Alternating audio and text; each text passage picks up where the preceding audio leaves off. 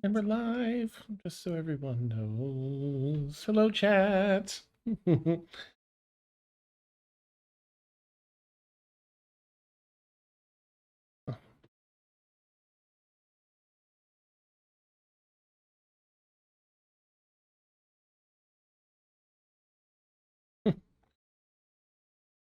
Okay, well, so nice to have you here with us, viewers and friends, playing tonight. I RD will be next, so name tag should be okay. Not a Dan favorite accent. Oh no. Well. All right, here's for everyone here. Our players' little ambiance. All right. Excuse me a moment while I make adjustments to volume level for her viewers. There we go.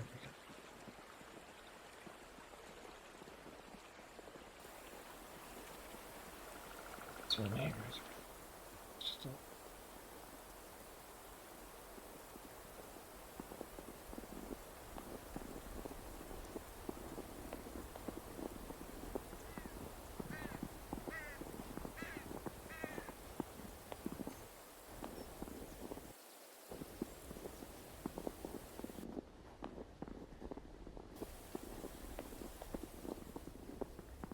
all right. Got some snow crunches. Hopefully. Um. Okay. Oh. An accent. Okay, I can do that because we're starting. I can do that at the top. I couldn't do that. Rather, I can try. I can try and do this accent for 5 minutes. We'll see how it goes. Oh, shit. There we go. Fix that. Not a problem. Yes. Upper crust. Oh, scotch. That's delightful. Right. Well, here we are.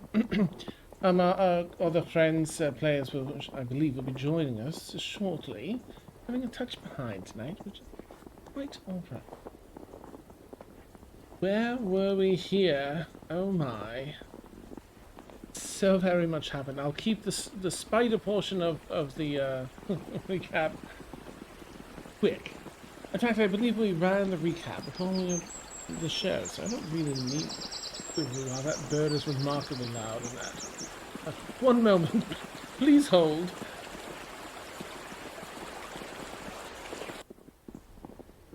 There we are. Making small adjustments to the volume. Right. For real, Stephanie.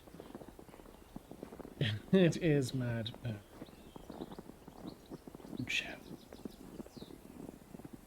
You're all so funny. Right, well, you've already caught the recap then. We find ourselves in Crestwood Valley, a location a month's distance from Overman's Mill. And our friends have scaled a mountain and rappelled down the other side, and traversed at least a few days of Crestwood Valley, already encountering some of its dangers, such as dangerous spiders. I'll leave it at that. And highwaymen and brigands. Well, they didn't encounter them directly. They did come across the aftermath of an attack from some. An overturned cart, goods completely stolen, with a small child hiding beneath, frozen near death. Warmed by the party and welcomed. The girl spoke of the journey that she and her mother had been taking to go meet her other mother at their home, only 2 days' travel from here. And was hoping that perhaps one mother or the other is at the homestead. Thinking along these lines, our adventurers decided to certainly couldn't abandon this poor child here to die, rough the elements on her own, and so they are bringing her to her home, just a short deviation from their path. Their intended target, a portal, to find their way to the demiplane of Evernight. But for now, we shall return to our adventurers, our friends. In the cold of winter in Crestwood Valley, dangers lurking always just outside of their camp presence. Trying to think of where we left off. I feel like we were just starting a day's journey. Does that sound right? I don't think there was any sort of a cliffhanger. I think I remember bickering. Yes, from the spider. I felt like the spider thing was enough. And someone's like, I'm not gonna cliffhanger this. You all get a good sleep. You wake up in the morning ready to go. So we'll just kind of pick it up from there. It's 2 days travel off to this home. I think you've actually well we'll get that underway.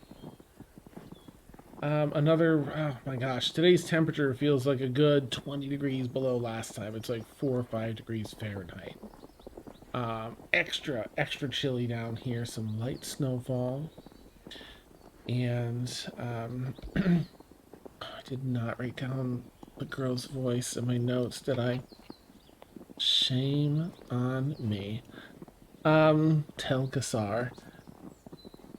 Well, she you know, as you're all marching through the snow. The rather dense woods here too. The trees are all but, you know, 8 to 12 feet apart, so it's a lot of navigating over roots, although you did find this was along a path, so you are following a path that's about 12 feet wide, sort of roughly hewn through the forest floor. Excuse me. Girl speaks up, tugs on your sleeve, Feora, rather.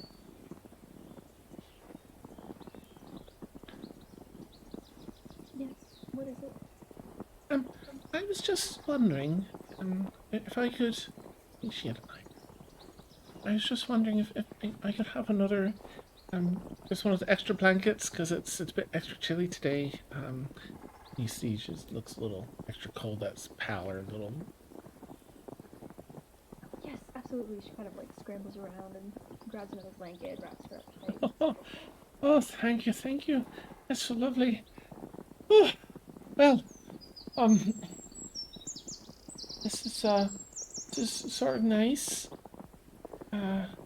Thanks again, everyone, for bringing me along. Thank you.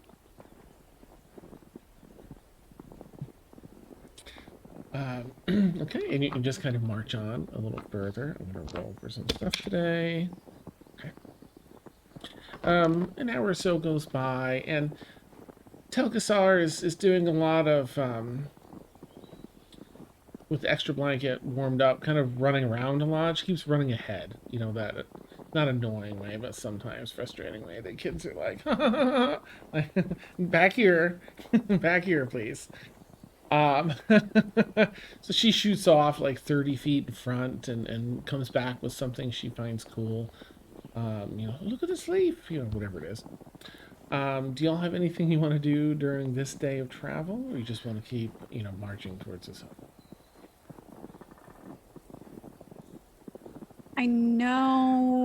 I think Laedrin would check on Dia's bite situation, make sure it's simmering down. Like, that's her main prerogative while they're walking, is just keep an eye on that. Okay. With that really good alchemy check from last time, we're just keeping that for this wound. You have plenty of the materials needed, and you're able to... It's looking better and better. You checked this morning. After the disaster of all the spiders coming out of the wound, looking much healthier today. Starting to heal up. You clean it, add more stuff. Yeah, she's looking good. Okay. Good. Excellent. All right, you march on until evening falls. You've completed 1 of the 2 days of travel. You set up camp. You find an area that has sort of enough room where the trees happen to be far enough apart to set up your couple of tents, bedrolls, little campfire on another small clearing just kind of next to that. And relatively, comfortable setting here for the evening. Girl, Pelkasar's. Comes over with a sort of a little log and kind of puts it next to the fire, like right next to it. Hey, Serena. Hey everybody. Yeah. How are you? Change the things here. I'm good. I'm good. Work was just very long. Poor thing. Oh man, sounds brutal. Oh. Thank you for hopping on. That's sweet. Of course, I wouldn't miss this for the world unless sickness took me. Yeah. Awesome. Yay. We've really just done 1 day of travel. That's it. Okay. The girl asked for a blanket. She was extra cold, and Faete gave her one. And Laedrin has been checking on your wound, which looks much better today. No spider shenanigans? No spider shenanigans. Seems to be healing up nicely. She'll check again this evening as you've just set up camp. Primo. It's on its way to getting back to normal. Yeah. Oh, and the girl brought up a log for herself, just to sit next to the fire to get like extra toasty. She seems to still be chilly. I'm just gonna. That's down. Does anyone want to do anything as you set up for dinner, or otherwise I'll go right to watches for the night? Aor just kind of makes sure that the kid's eating enough, that she's full. Okay. Yeah, she seems to be eating plenty. You can tell. I mean, she is cold. She's, thankfully you've got her. You get the stump, the piece of wood, kind of a little closer, like a safe distance from the fireplace, but a little closer. You can feel she's still pretty chilly. Even chats. Otherwise, we'll start watches for the night as twilight sets. You eat your dinner, back into your respective tents and bedrolls. Who would like to take first watch tonight? As I unmute, I'm like, me? I'll do it. Okay. And who would like to take second watch? Okay. That's Tuna. And third watch. All right, Laedrin. It's probably best if I never take any watches. I have such poor eyesight. Oh, no. That's amazing. Okay. So you go ahead and make a perception check for me, Laedrin, if you would. Keeping it careful. Yeah. Okay.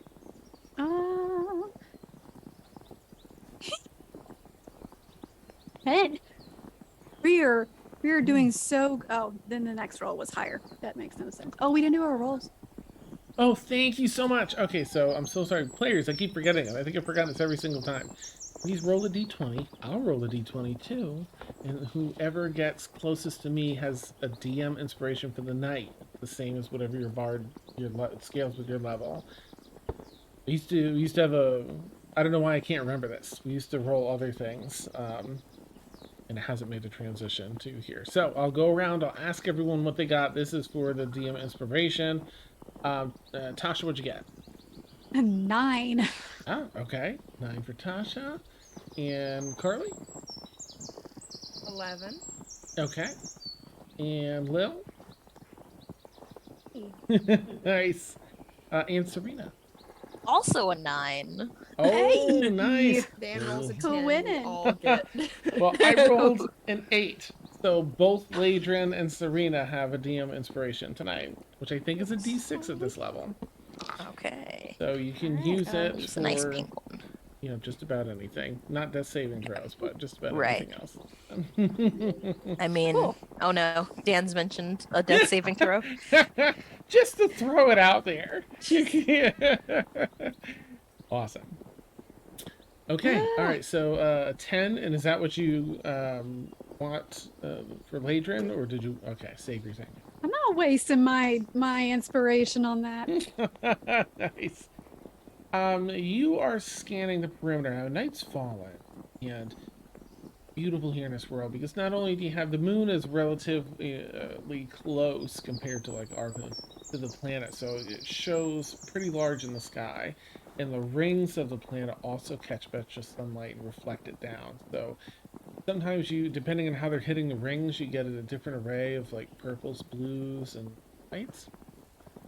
But it's moderately bright because of all the snow and the near full moon, I believe, and the sky is clear. So it's pretty nice tonight. But as you are doing your very best to keep your eyes peeled, you do hear a sound that catches you off guard behind you, Laedrin. Maybe by like 15 or 8.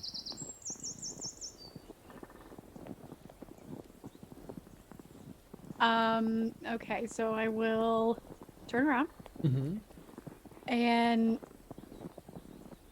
do I yeah, do I see anything? Or You do. sorry. Choking on my spit. Oh, I will cast produce flame just to give me some more light, even though I don't really need it, but I'm gonna do it anyway. okay. You do. It's almost like a knee-jerk reaction. Flame! So as you turn and you see before you a winter wolf. They're like dire wolves, but a little larger. And it's about 18 feet away. And it was like 2 steps into its pounce towards you and stops at the sign of the flame. Takes a footstep back. Another. Steps continues to. I want to be friends with it so bad.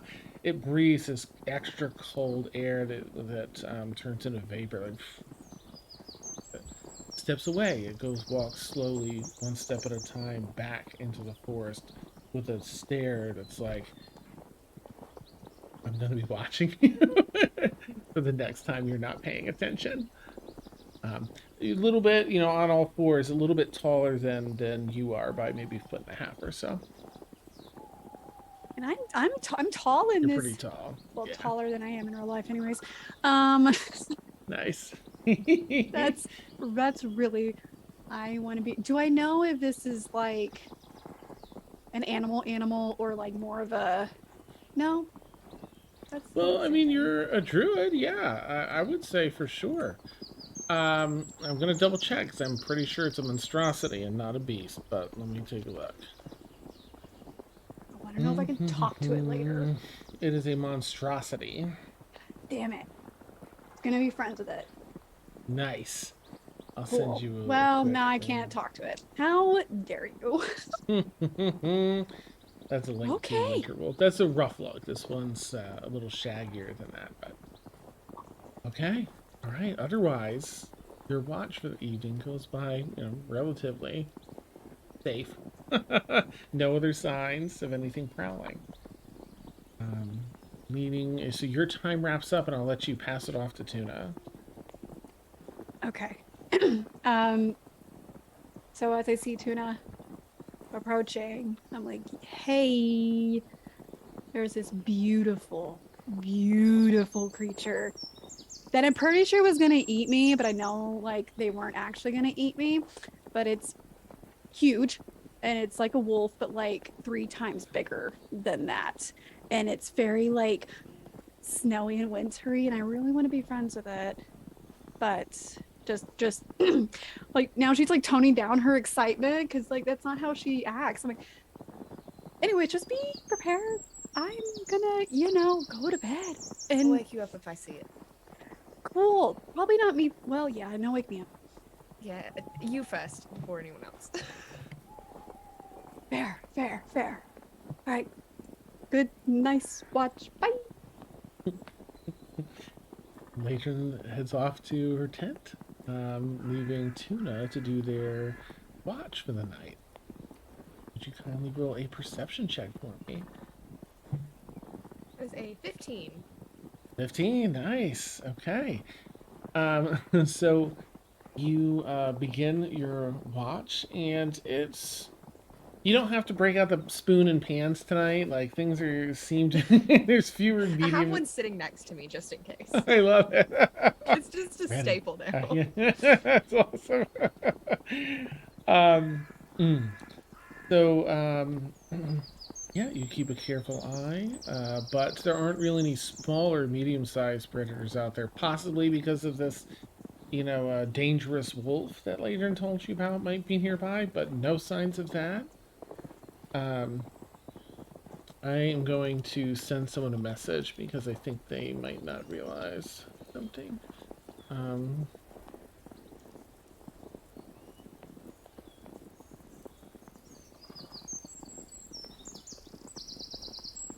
Okay. So, watch is going by smoothly.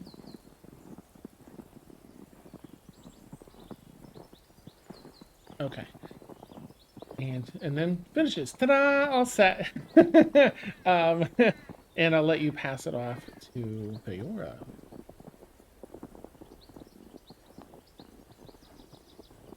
I will warn Faora about the wolf as well and be like, Laedrin sounded really excited. Just, yeah. We don't have a new pet, do we? Not yet. Not yet. I feel it coming. Okay. All right. I'll keep an eye out. Thank you. Okay. Okay. All right, Nim, go ahead. Nim. Faora, go ahead and make a perception check, please.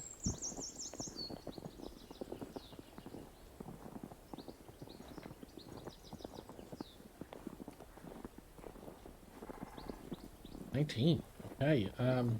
With an eagle's eye, you keep a careful watch over the forest and surroundings and find that your shift passes without any issue, leaving you with the sun rising at last over the edge of the forest. All able to get started for the day. Let's see. Faora, would you mind doing a perception check for me as the day begins? A separate one for something else. 7. Okay. Talk to me about what you'd be doing as the day starts, and that'll help set a decent.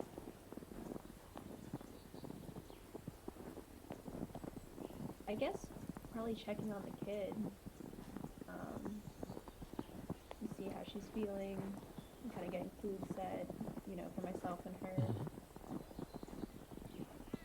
Okay, no, that'll be a success then. If you're putting your attention on her, you can tell that this morning, she's looking a little unwell and feeling extra, almost cold to the touch again. Like she's having difficulty retaining heat. She's feeling a little extra chilly yesterday with the blanket and the campfire today. Like to the touch, it feels like, she might be sick or something.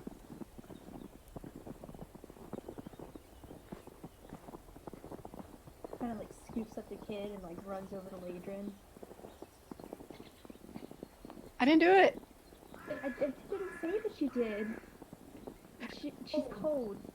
Medicine? She's not looking well. Okay.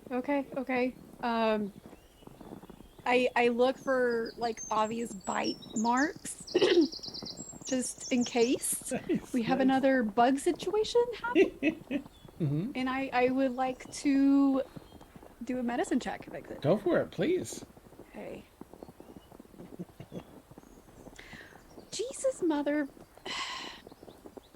No. Okay. Thanks. I am not awake yet. I'll say the DC for spider bite or for bites in particular is pretty low because you're definitely tuned into that right now. So no spider bites, thankfully. She's not like freezing to the touch, but definitely chilly, more so than you would want, a person to be. You've got a day's travel. You also know that you could mix some of your very, very basic alchemical stuff and sort of, it creates a bit of heat if you mix certain things and kind of put them in like around the core or whatever to kind of keep her extra warm on this last day of travel if you wanted. Yeah, I have the hand warmers equivalent of stuff. I guess. So I prepare that and I tell Feora, like, here, I'll where's the campfire? Like, we had a campfire, I'm sure. And if it's gone out, I'll start it again. Yeah. There's like Yeah, just running around, okay. like collecting blankets from everyone, like wrapping this kid around like you're in a burrito. Nice. Sure.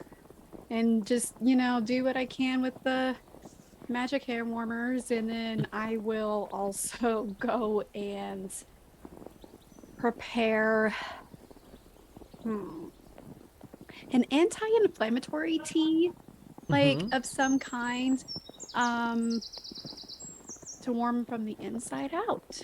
Nice. Okay. Yeah. Beautiful. So, put those herbs together and nice. Little of this, little of that. All of the collective efforts pulled together to seem to help regulate Baltasar this morning, and seems to be, warmed up and sort of back, healthy enough to travel this day, but does probably make you feel like, gosh, hopefully one of her moms is at the home, someone that can care for her. Not a fix, but a band-aid. It worked.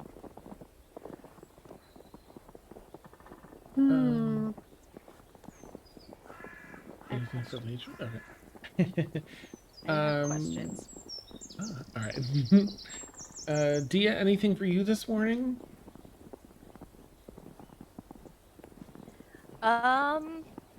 Not particularly. I think I am just there to help get, like, if someone needs to get like more blankets or water, I'm trying to be helpful in a situation I know nothing about. So it's like that helpful energy, but you're just like, I don't know what to do. Nice. Okay. All right. And anything for Tuna this morning? Probably just doing my morning prayers, getting my spells ready. Just kind of off to the side. Not trying to be away from everybody, but to let them do their thing, kind of thing.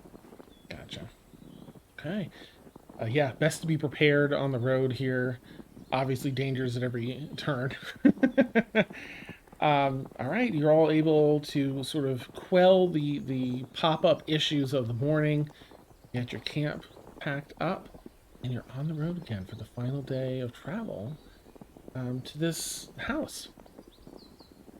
And I'm going to do a roll for today as you're on the road. Okay. You continue following this roughly hewn road through the street, rounding corner after corner through the woods.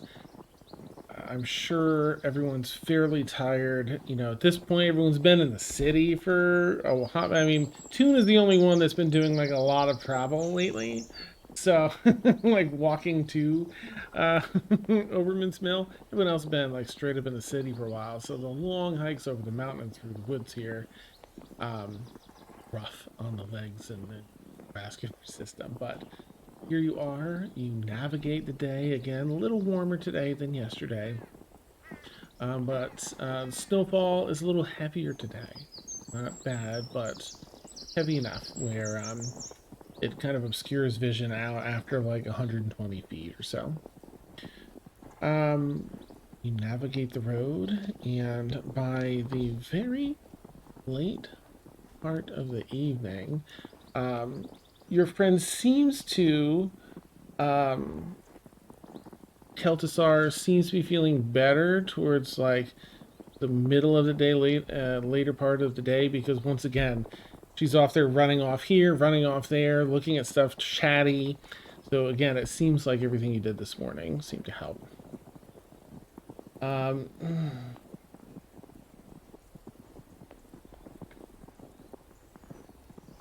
Okay. Let's see. Sorry, I lost my train of thought. Girl. Right. So by the evening, I was going to go to my notes. That's what I was going to do.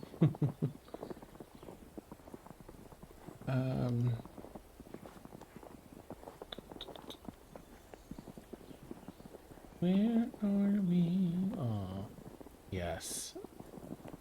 Evening comes around, you round the corner, and you do indeed find a moderately large house built on a somewhat cleared lot. There's a number of trees around and such. The architecture fits into the woods very nicely. Everything has a very natural look. Windows have only roughly hewn wood, as though it could be some of it's decorated to look like it's still alive with little blossoms and stuff. It's a winter, so you know it's not, but it's sort of decorated that way. And Keldasar shoots off in excitement, "Mommy!" and runs up to the house. And in the front door. He steps inside. Do you all follow, or? Yeah, Yeah, Tuna's kids. trying to follow as close as possible, just in case. Nice. Laedrin did a little like, whee! Okay. Sure. Okay, what is your marching order if you're following her into the house? What's the marching order? Let's go first. That's okay. Yeah, Totally. I'll follow close behind. Because lone child is never good.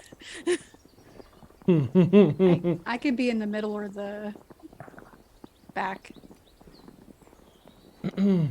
Yeah, I can bring up the rear just in case something comes from outside. Okay. And I'm so sorry, I did a multitasking fail. I caught everyone, but I mean, not the first two people. Who was first and who was second? Feora was first, and then Okay. I came in. But is that correct? Yeah. Beautiful. Thank you. Okay. Thank you. Okay. So Feora, as you run, you catch up, and you head inside the front door, you're stepping into what seems to be a kitchen and dining room sort of combination. There's a number of food products up on the counter, and then some alchemical components on the counter. Mixing station and like a cauldron for like mixing and preparing either food or alchemy stuff. You see the door to the right, into the room to the right, had just been opened, likely by Keldasar, open and is closing slowly behind her. What do you want to do? Put it on Feora first, since you're in there first. Everyone else is coming in just behind and seeing that.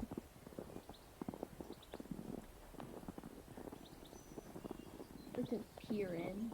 I don't want to just go running in there. Okay. Are you all just sort of like following Feora's lead? Absolutely. Because is this the front door that we're coming in? You've just stepped through the front door. That's the kitchen dining area, and she's navigating like the big table to the right. She's navigating around that to the door to the right, and she's gonna peek through to see what's in that next room. Yeah, I'll follow Feora's lead. Okay, all right. Feora, you look into this next room, and it seems to be sort of like a home library. A number of shorter bookshelves with, some tomes of different ages in here, and a sitting bench. It's one of those storage ones that just has a big cushion on the top, sitting on the floor in front of like a box bay window that overlooks some of the forest. And there's a door to the left, but you don't see Helgasar in here. Oh, sorry. Let me go back to the hell.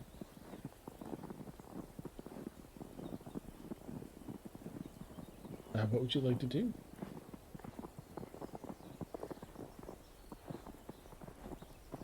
I'm so sorry. I spaced out.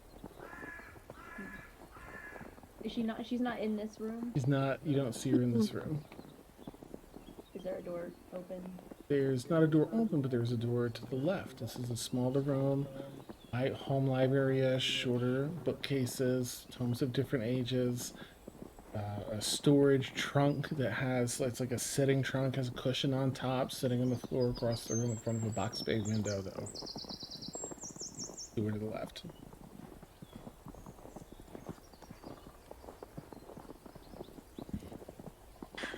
While Feora is going toward that other door, is there any evidence of, like, you know, are there muddy shoes that someone's left at the front door, a coat on the coat rack, an outdoor hat hanging somewhere, that any evidence that there is someone living here currently? Make a quick investigation check. There isn't, like, at a glance, but with an investigation check, you might find something. Absolutely, I will attempt that with what brains I have. Not a lot. Yeah. Okay. +1 is 13. Okay, all right. 13. There's nothing readily apparent. However, as you're following Feora around the dining room area, you do see, tucked in the corner on the opposite, against the wall, behind the table, a pair, well, you actually see 3 pairs of shoes. There's 2 larger boots and then a little tiny pair of boots. They don't have any signs of, like, mud or snow or anything, but they're just, like, neatly placed next to one another. Okay. These are the appropriate amount of boots for the people we know live here, though. So, Yeah. so suspicion now gone. I'm Nice. fine. Nothing bad's gonna happen. Okay, all right. Do you share that with anyone, or is that just sort of cataloging for your own sense of safety? I think I'm cataloging it for my own sense of safety because it's nothing weird. I won't point that. I won't share it with anyone. Gotcha. Okay. All right. So sorry, let me jump back on my notes. So Feora, you are walking through this room and peering through the next, yeah? Okay. As you you peer through the door to the next room. This room appears to be set up for research, but it is not organized. It's incredibly disorganized.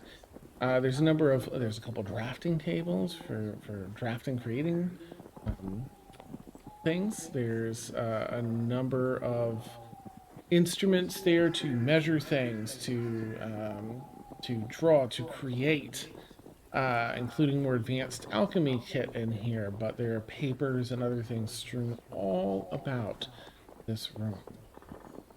There's a there's a stairway to the left and a doorway across the room. No sign of what this are. I don't know. Doesn't make it. Yeah. Why does she just keep disappearing?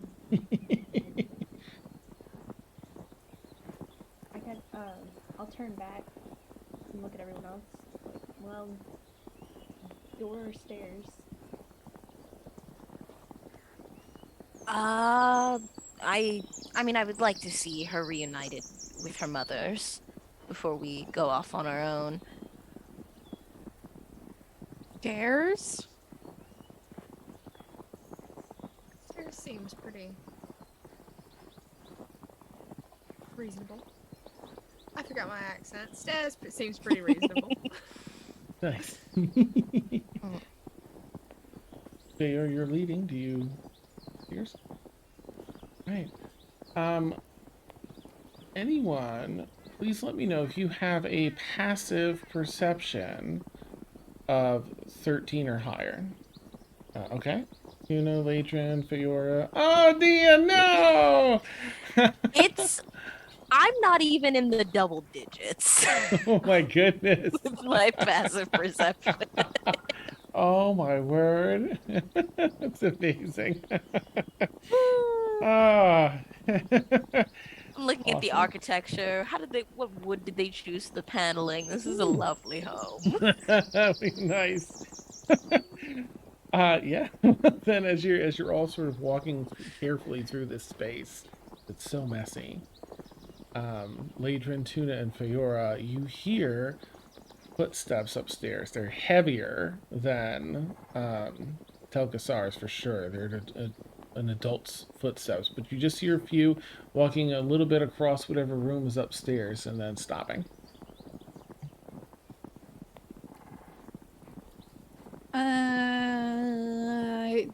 Can I'm gonna if Gregory's probably not out right now, so I am going to summon Gregory just shoulder for a little bit, just because. Okay. Because for reasons. All right. Oof. Gregory apparates over by the stairs away from all the components in here for safety purposes. Oof.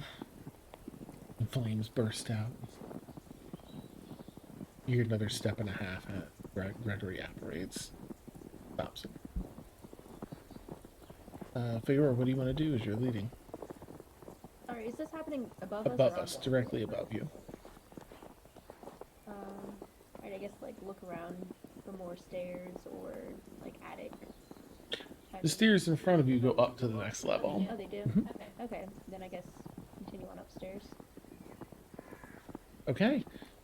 You continue upstairs. It's sort of a switchback set of stairs. You go up, and then it goes off to either side and back up to the room above you. As you reach the top of the stairs, there's a hallway that runs across, and a doorway there to a room that's open. And there's a couple of lights dancing inside, just candlelight flickering on the walls. And someone speaks. And who's out there? I have guests in my home.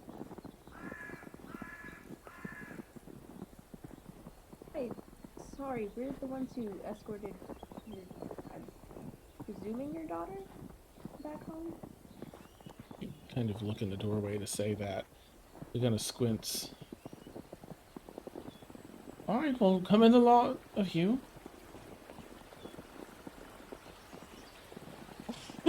Is everyone coming in? Yeah. Nice. Tentatively with Gregory on my shoulder. Okay.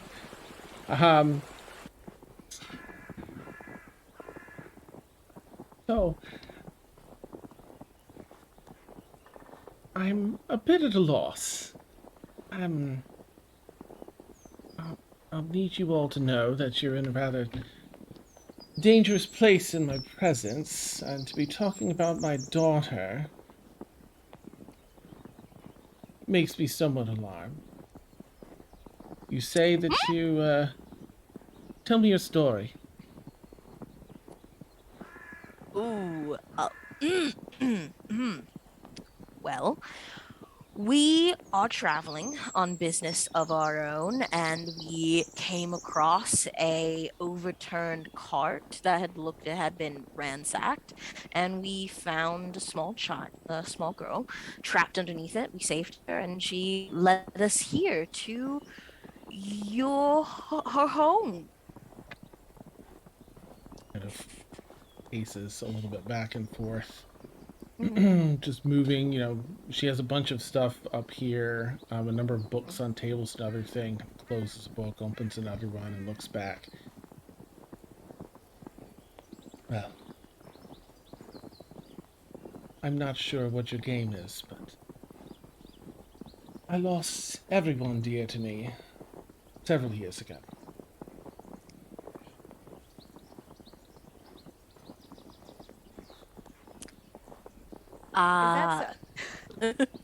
Well, I don't trudge through the woods for no reason, my dear lady. this scene, actually, before I continue, Dan, are ghosts a common thing that everyone knows about, or is this just a weird situation we're in? Ghosts are not really a commonplace. I mean, they're Okay. in this world, like, ooh, I saw ghosts and stuff, but not a common All right. experience. Okay. So, okay. Perhaps there's. I mean, we saw her run up the stairs. That's why we knew where to go. I assure you, my dear lady, there is no game here. Truly, we were helping a child return home. A sick child, I might add. Abandoned. Let's not. Okay, perhaps Feora kind of, like, tensions are pushes high. Laedrin back. Let's not throw accusation words like abandonment and shame and danger. Let's all be cordial. Yes, I'm not so close-minded that I won't listen. Please. My name is Tasha. It's a pleasure to meet each of you. Please, introduce yourselves and we'll talk. Didn't we? I don't have it in my notes. Didn't we learn something about someone named Tasha? I didn't write it down, but I remember it happened. No. Laedrin but I did. Laedrin did. Okay, that's why I didn't write it down. Yeah. Nice, nice. Separated. Well, Tasha, lovely to meet you. My name is Dia, and I'll leave everyone to introduce because I don't like throwing out other people's names unless they wish me to. So, everyone else.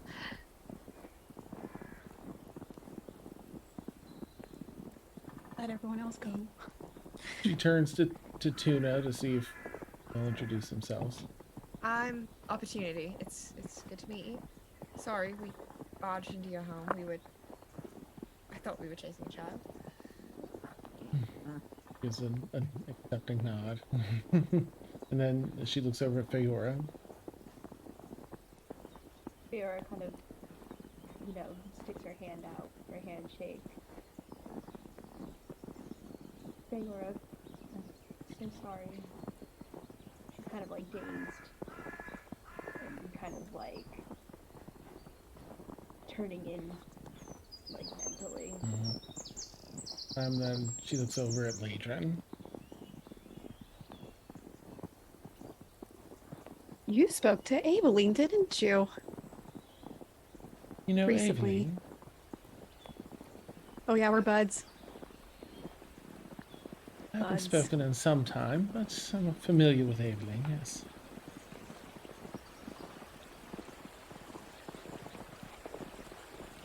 Okay, well, I'm Laedrin. I think you may have some information for me.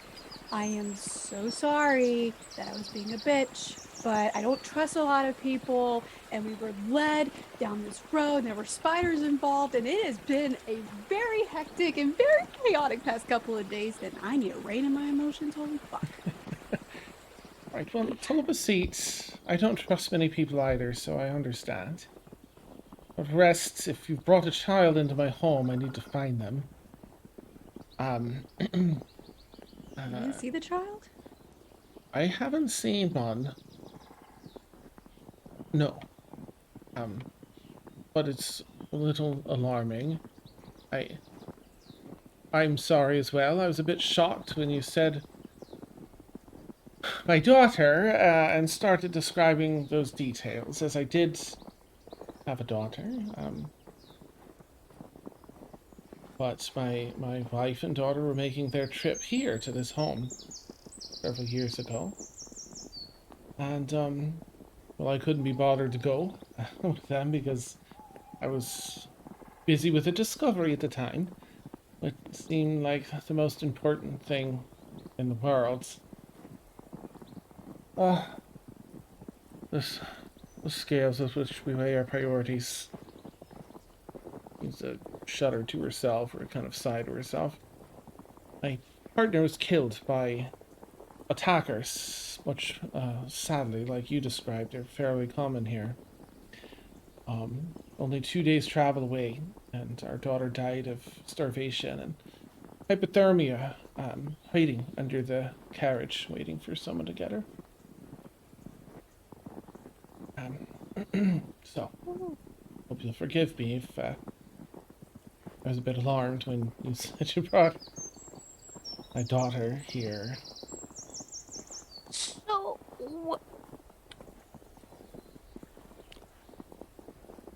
if we did bring someone who said was your daughter and into the house, what would that mean exactly? Do you know? Well, first, I'd be prepared because I have many. I'm a very powerful witch, and I have many enemies. Apologies. I just, you hear stories about witches, and I will say bluntly, I hope it's not, I mean no offense, that you are not what I pictured when someone is witch. It's right. There's certainly a misconception out there about witches. Um you see she's kind of lost, kind of melancholy, There's Mhm. actually can I have everyone make a perception check, please?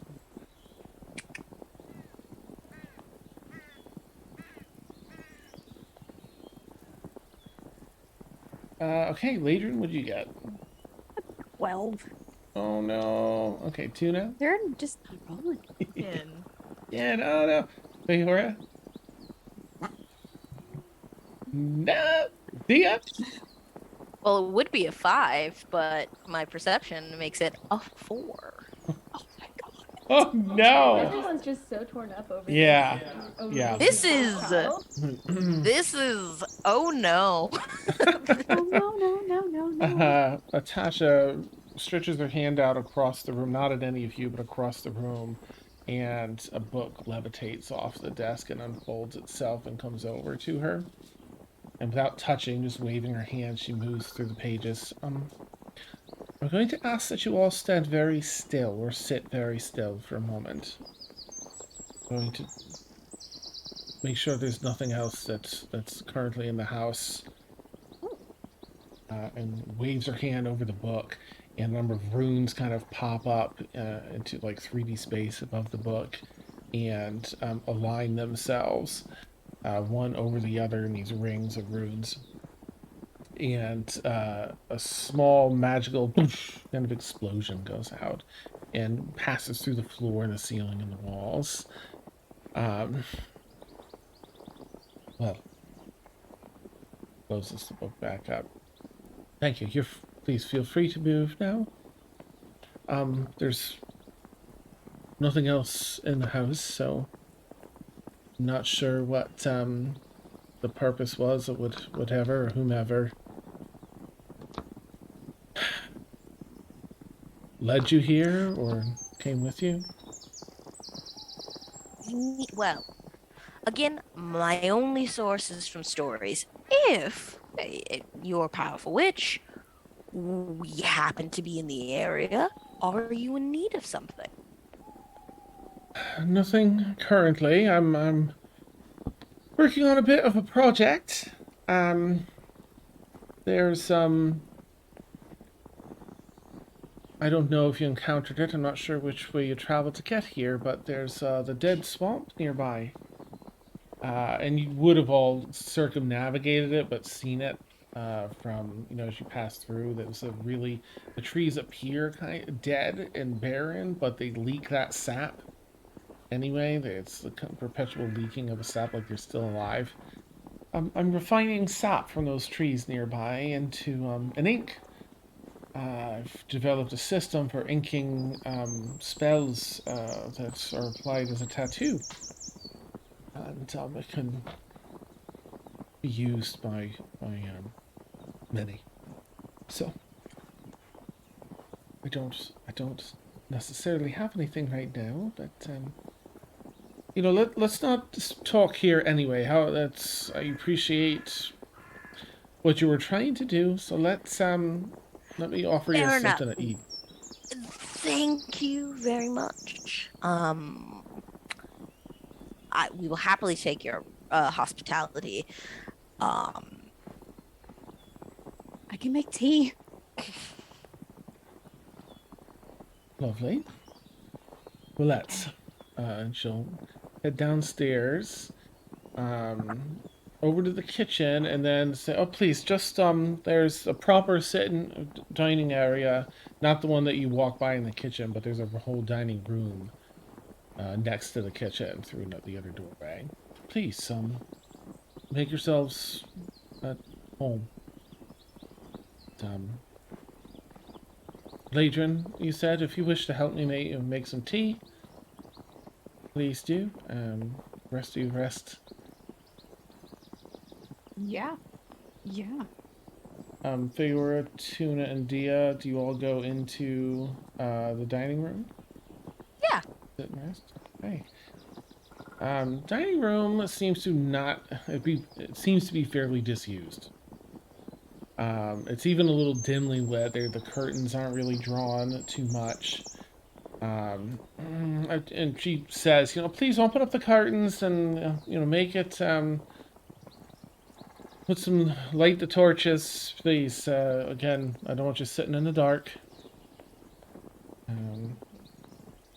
So you can open the curtains if you want. Just a little light that comes in. Does anyone want to light the torches? Yeah, as someone has given me permission to do a thing, I will do the thing. Nice. Okay, is that like a wave of your hand? Do you have like? I have Or nothing like, practical yeah. like that. No, I'll go up. I'll open the curtains and maybe fail a little miserably a couple of times before I figure out how to light a torch Nice. to light the fire. You get a couple, and as you get the last one lit, you can kind of blow out the matchstick. And you step back, and any of you in the room will kind of notice now that it's lit. There is a number. It was clearly a family room. This is where they have like portraits of family, and like kind of better times, some friends and cohort people from Tasha's cohort and her wife's cohort, and a family portrait of she and her wife and her child above a fireplace that's sits on the wall. And there in the portrait is Telgasar with her two moms, Tasha and whoever the other mom.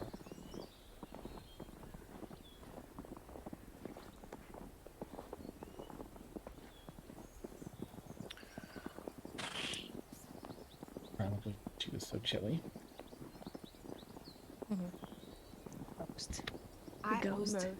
I almost made a Twilight joke about you're ice cold. I was gonna say she's actually dead, and I'm both glad and upset that I did. Nice. Oh man. Laedrin's just gonna go make her tea. She has a really unique skill of making the tea that needs to be made in that moment, or like to that person's personality or whatever. So I'm picking up like chamomile and let's see, marshmallow root, and like I'm trying to think of all the thingies, herbs. Nice. We're making a very calm, relaxing lavender. Just throwing shit together, making tea. Excellent. Common tea in the kitchen. I'll give a moment in case Tuna, Fiora, Dia, if you don't have to, but if you have anything roleplay wise you want to do as you see that portrait, it's a door for you there. I feel like Tuna tries to be super subtle and looks at the rest and like eyes darting back and forth at everyone in the portrait, like, you guys see this too? I see it. Faete kind of like dissociated the second that it was revealed that the girl's dead and has like not really been responding. I'll kind of approach Tasha and say, would you prefer us to not talk about this subject, or would you like to tell us maybe some stories? about your family, or we can again avoid it if that's what you would prefer. I think we should all be on the same page about all of this. I don't know if there's much I have to share. Happens. Wasn't there. And, the ones that did it paid an appropriate price.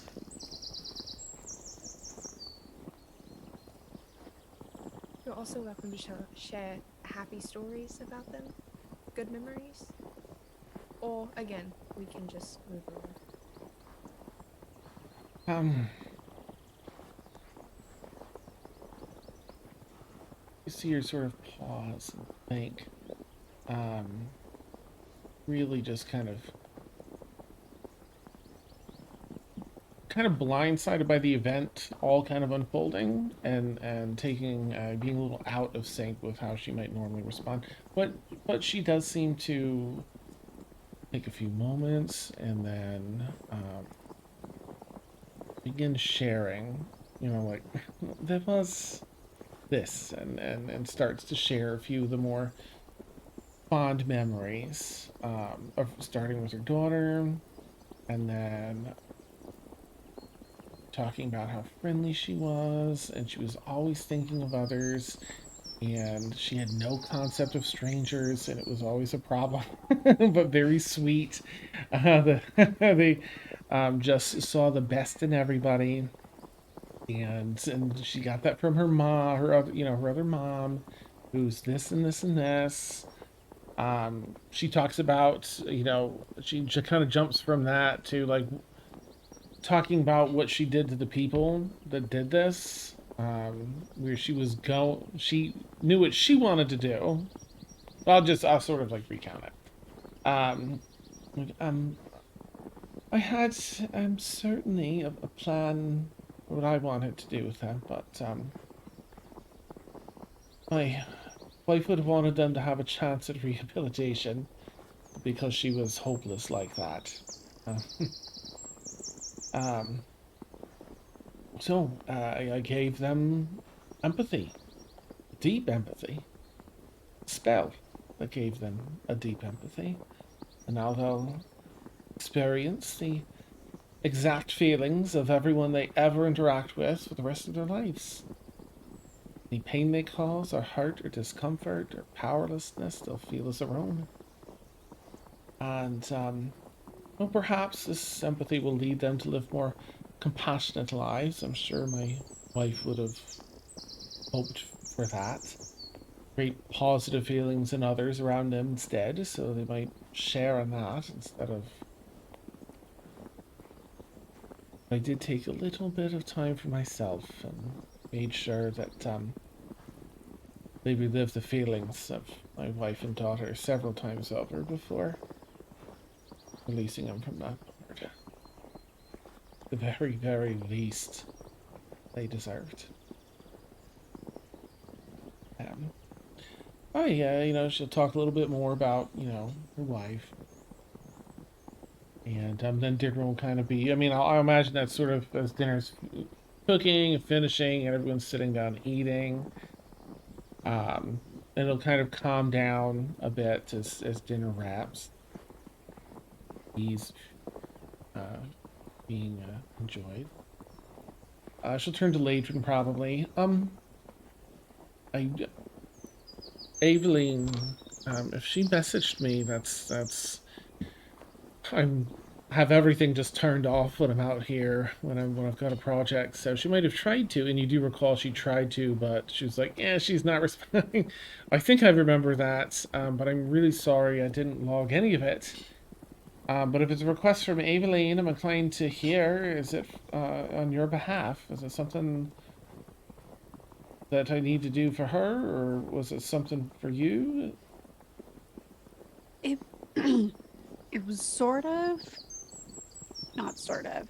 It was payment for a job. I exchanged my services, as it were, in exchange for information, and it's the info I need is really hard to come by. Really, My really specialty. hard. And so, yeah. And so she did mention, at least you as a contact, but it's, you know, it's fair that you need, like, blinders or whatever to the rest of the world. It totally makes sense. Well, you're here now. Oh, yeah. What is it I can maybe answer for Yeah. you or find for you?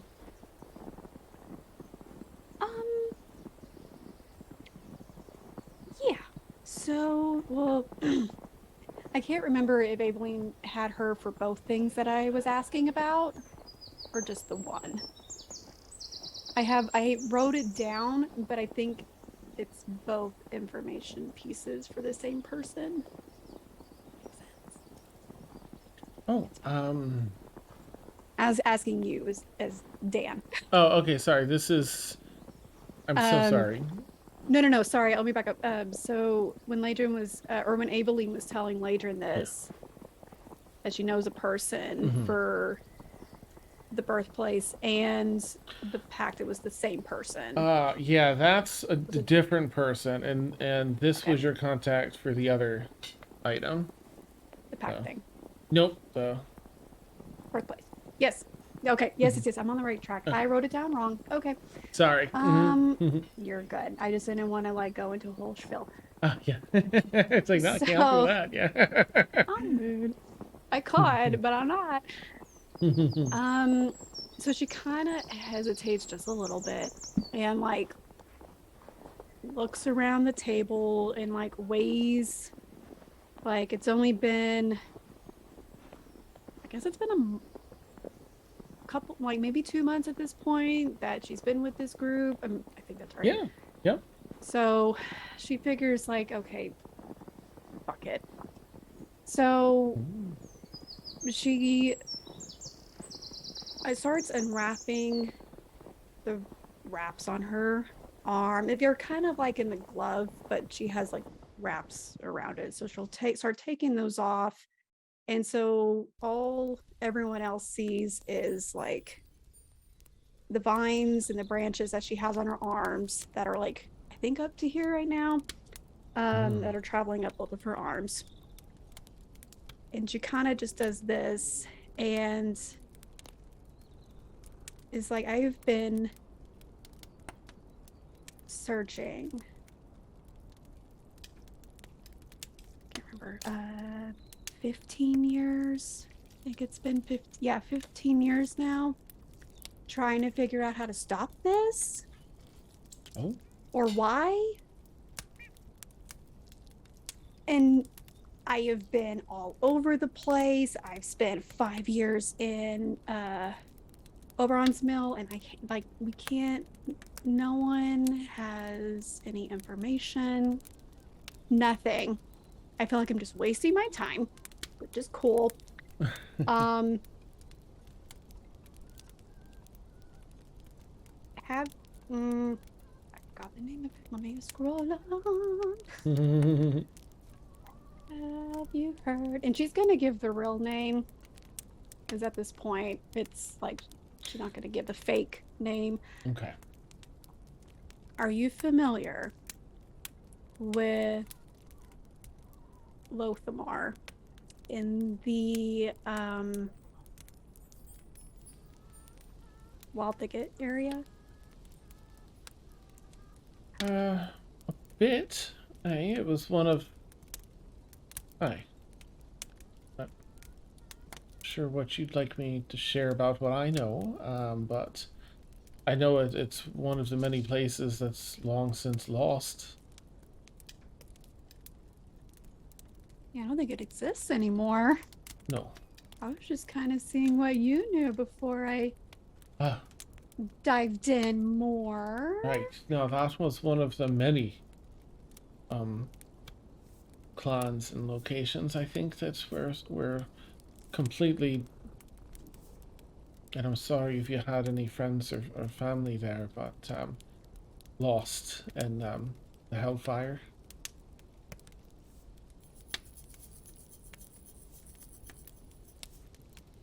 Yeah, I I don't know who's left. And I won't get too much into that. There may be a correlation between that event and me. And those you showed, right? These. Yeah. Like she's just like this, and then all the Okay. markings are out. And then she'll like, we'll just do like a simple like produce flame, like a tiny little flame, and like it starts to glow just a little bit with that blue color. Kind of like, you catch my drift? I'm gonna Maybe. pause her reaction just to see if anyone else at the table has any reaction to Laedrin's, revealed these like vines growing from covering her fingers and growing up her arms to just above her elbows. And as she casts that, they glowed blue. You all spotted a little bit of that through the clothes in the cave. But I'll just, in case any of you want to react, you don't have to, but give you a moment. Yeah, I think for Dia, there is a mixture of just like awe and hearing, not awe and like, oh my God, that's so cool. It's more of a holy shit, you lived through that. And then with, I think a deep kind of I think disappointment in herself with Dia. So that's how I'll react to that. Okay. Alright, anything for Tuna? You don't have to, just... I feel like at this point, Tuna's kind of coming back to, after kind of getting a little self-reflective after that last conversation. The whole empathy spell of Tuna kind of shut down a little bit, and now they're like, oh, shit, are you good? Like, very much like, hold on, time to worry about other people and not me. Let me just get into that mindset. Nice, okay. Anything for Faora? Again, you don't have to, just want to give you a moment in case you do. Say anything. And she's definitely still kind of spaced out, but she's kind of coming out of it. Be like, shit, like we never talked about this, and all the drunken conversations. Well, drunken for her, not so much for Laedrin, but all the nights at the taverns, and obviously not that she would expect anything like this to come up. They're just kind of surprised and caught off guard. Okay. You kind of clock some of that, Laedrin, you're kind of focused on talking with Tasha, but it's there, Well, those are rather... I just assumed that was, their tattoos. That's rather... I can take a look. I can look at them. I have a room upstairs for just such a thing. Yeah, that would, I mean, I've been put through the ringer, so, like, what's the worst that you can do with me? It's, yeah. All right. Let's do it. Very well. And Gregory's been, like, chilling this whole time, just, like, still on her shoulder, but it's, like, in the middle of, like, a purple and a blue hue. He's chilling now. Nice. He's calm. All right, with the meal done and Tasha offering to, help Laedrin, she'll stand up to go up to that room. Is everyone heading up? I feel like I'll give Laedrin some space. Okay. Oh, sorry, go ahead, Tuna. I might kind of look and see if Laedrin is like, kind of give a look like, okay. Do you want? No, I don't want to say it because I don't want to be rude, but I'm basically just like, Sorry,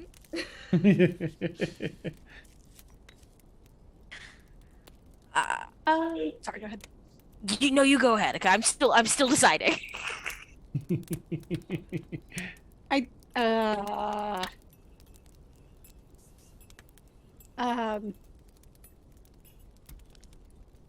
What'd you do?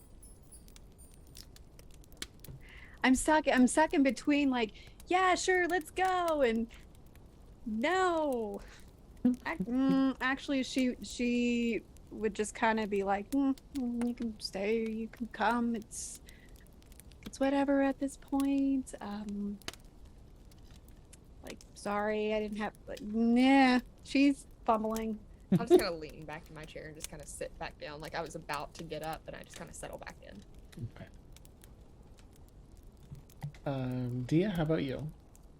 Yeah, I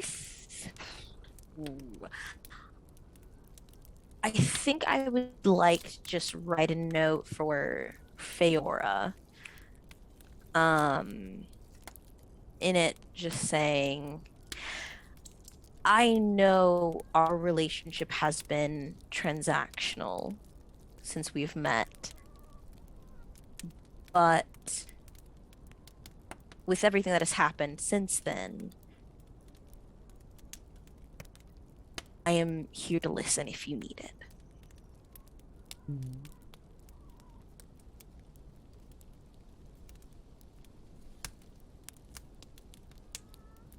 Feels a little bad that there's this attention on her when like we're finding all this out about Laedrin. But just kind of like a mouth thank you to Dia. Okay. Feora, are you going? What would you like to do? Are you? I think she kind of like she kind of watches between Laedrin and Tuna, trying to like gauge, and I think she just kind of decides to stay put, but keep like an ear out in case anything sounds like going wrong, so that she can be there. Okay. All right. And just to double check, do you want to stay here or go with Laedrin? Seeing okay. I think Dee's instinct is to, there are people who are already there present, so she should run away. But I think I'm going to make the choice for Dea to like, no, be present, be here. Okay. All right. All right. Then Laedrin, do you head upstairs? Following Tasha, I imagine? Yeah, she would head up and follow. Beautiful. Well, you head up, back up the stairs to a room further down the hall, on the end of the house, and the room itself is on, this is the top floor, and there's rather large dome-shaped, almost skylight in this slanted roof. It's a big dome-shaped skylight, maybe 14 feet wide or so. And it is currently lined up with the moon, roughly. Well, we're going to take a careful look at this. Do it here in this room, because we can focus the moonlight, which helps reveal the truth of things under some circumstances. And we'll just take a look and see what the inner workings are of this, if it's what its roots are, so to speak. And hey, let's take a look. There's a chair here, and there's sort of a comfortable looking chair, not an examination chair or anything. A little ottoman. Like Put your she's been feet up used if you to. wish. Yeah, for real, yeah. Why are there stirrups here? Yeah, so you Hey. there's an ottoman. Make yourself at home. Be comfortable. There's nothing invasive about this. Right, and she begins her investigation, and she will do so with advantage. Go, Tasha. Okay. She's sort of, running. She casts a spell that covers the palms of her hands with runes, little tiny golden glowing runes that kind of shift and move around her, covering the whole palm and her hands and fingers. She runs those along and sort of causes that same blue activation that kind of like just follows and fades her fingers as she's sort of running down just a finger along the roots on the skin of your arms there. Well, I can safely say that I've never seen anything quite like this before. You know, it looks over at you. It's not, it's Arcana, for sure. This is magic based. But it's not divine. And it's not, primordial. And quite frankly, and she kind of turns your arm around to check the other side, I'm really not sure if this is designed to harm you or help you. It's very, very complex, though. This is loosely akin to the work I do with the tattoo work I was telling you about, the spell tattoos. It has engraved this into you via, well, it's not ink, whatever it is, I'm not sure. It's similar to my tattoos in that if you were to remove this or damage it or anything, it's still going to do what it's designed to do. There's really no getting rid of it. And it's whereas mine ties itself into the arcana within a person, this one binds into your soul. This is really embedded deep. It's far more powerful than anything I can do with my spell tattoos, mind you. This is far more powerful. I almost don't even want to consider what or who could have done this. How long have you had this? Well, without going into too much Mhm. detail, so I was born with it, but it wasn't up to here. It was just my hands and Oh. my wrist, Right. and then the Hellfire event happened, Oh. and then it grew.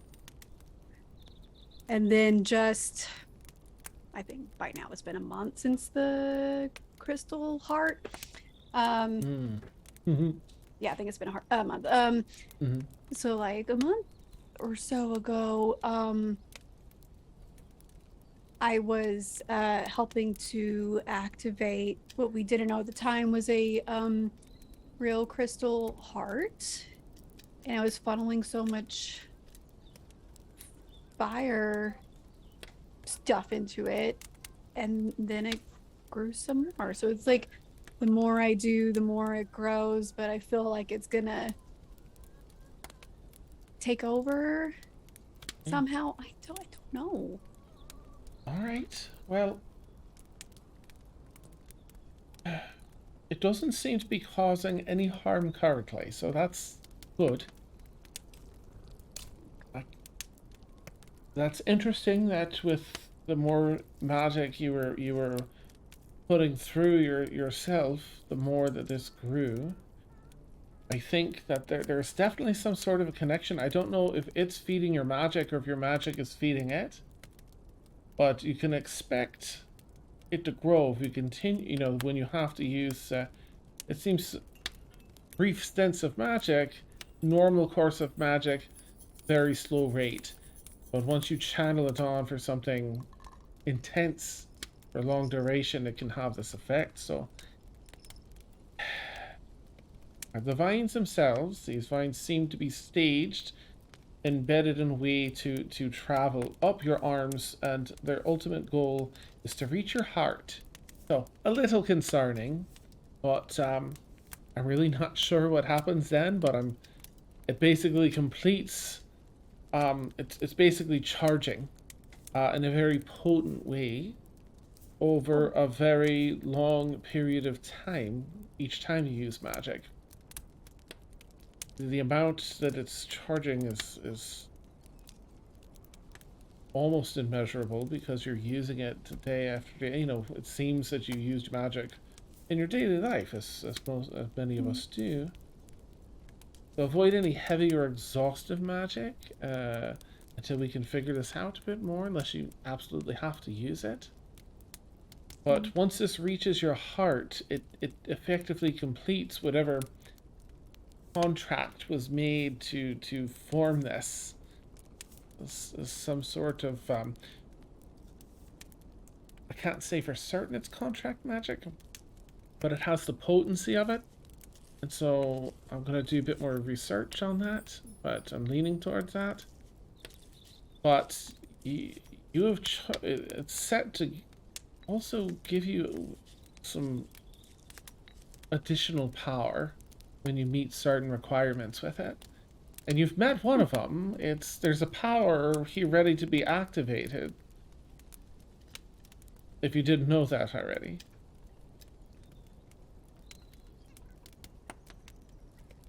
I'm gonna play dumb. No, I don't know. Alright. Well, we can activate it if you wish. It seems to be some sort of boon to your magic.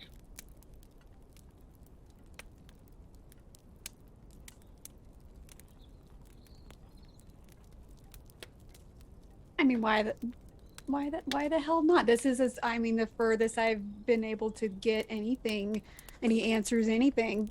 Oh. Anything. I'm Oh, well, very I tend to nervous. take a bit more of a, well, certainly a unique approach to these sort of things. Sometimes I operate on the outer boundaries of what's acceptable to get answers. So I have a bit more know-how, I think, than your those that follow the approved methods. All right, give me your hands. And holds out hers. Palms out with the magic runes running on them. All right, fingers in and clasps your hands. And begins chanting a spell, sort of head tipped up and eyes closed. And opens her eyes. They have a shining white light that comes out like headlights and kind of illuminates the ceiling of the room. And you feel like almost a burning in the vines as it crescendos into this energy that reaches a peak and stays there, and she lets go. Closes her eyes, come to normal. Right. That's interesting. Well, I don't know how to explain it. It's better to show. Your broom. Hold your broom for a minute. Use the broom in here. As you draw That's the always on my. Yep. yeah, you draw it off, and as you do, at the end of the broom handle, a fiery scythe blade erupts into like a 2.5-foot blade of blue hellfire scythe. Ooh. All right, so you can do that with just about anything with a rough equivalent. I mean, you could do it with a wooden spoon probably, but I'd advise something a little handier for combat. And I'm going to send you later a direct message. Outside of I'll send it. Basically adds a little fire damage to like a melee attack, but it has the effects of what I just sent you in Zoom. Okay. Right. So yeah, I'll keep that a secret, and you can share it if you end up wanting to. Yeah, So it does blah blah blah blah blah blah blah because you're upstairs, just the two of you. And yeah. Cool. Right. So I guess we'll just. I'd love to look into this more for you and call you back at a time or meet. You know, I travel quite a bit. So I can meet up with you again when I've found some more. I might look into all the places taken and the hellfire and see if I can understand what sort of correlation that might have had, and I just get you some answers. Really curious now. Thank goodness. Hmm. I mean, don't get me wrong, everyone's been curious enough, but I've been stumped so many times that it's just like, repetitive, and they're just like, we're getting there, we're getting there, and I just know that they're just tired of it. So I understood. When you go by the book and method, all of those methods, it's just so, it could be so tedious. You gotta test with this, and then you can go up in little tiny increments instead of, you know, operating with larger risks, or maybe outside of what society deems okay. Here we are. Oh. Uh, how would I get, or how would you get? I mean, I'm sure you have ways of like contacting people, but I don't have a sending stone or whatever. I'll just send a message to you. I'll use sending if I come across. This might involve you looking for certain things. I can't, of course. I do have responsibilities, so I might ask you to go fetch something that'll help in the research.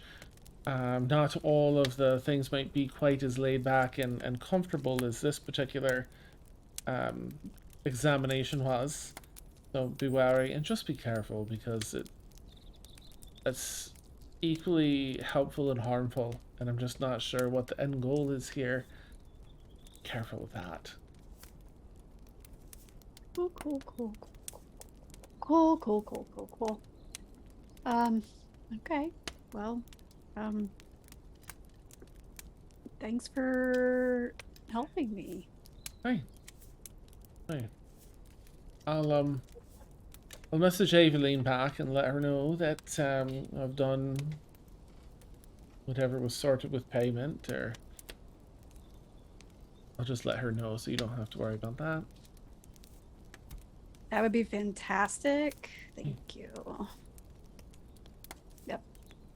Well, let's head back down then, I suppose. I need some more tea. The two of them come downstairs, and as the two of them are coming around the stairs and into the room, Tasha pauses and looks back at Laedrin. Right. Warning. Sometimes that ritual really makes you have to poo. So be prepared. And with that, we'll take our bio break. Just pee. No. No. Number 2, baby. Yeah. But you may shit yourself, so let's go. Let's go. So for anyone that Incredible. yeah. Nice. Oh, I love it. For anyone new here, we take about a 10-minute bio break, so we're going to knock that out. Our audio will be hot, so feel free to chat with us and everything else as we're here and back and forth. Catch you all in about 10 minutes. Alrighty. Boop, I hit the button. Yeah. Yay, it worked. It worked tonight. Excellent. Yeah. Ooh, transition's working. Alright. Hi again, we're back. Okay. Well. Laedrin takes care of her business. And Yes. and then returns to the table. Tasha, you know, as the night's really, you know, you're into the night now, maybe like 9:30, 10. You've had dinner. Some, what do you call it? Examination took place, maybe like, again, 9:30, 10 or so. Well, if you all wish, I can't say I really have, you know, accommodations for all of you, but you're welcome to find a place to sleep on. There's a bed on its own in a room, a little small perhaps, but you're welcome to stay wherever if you wish, but you can also leave. I won't hold you here.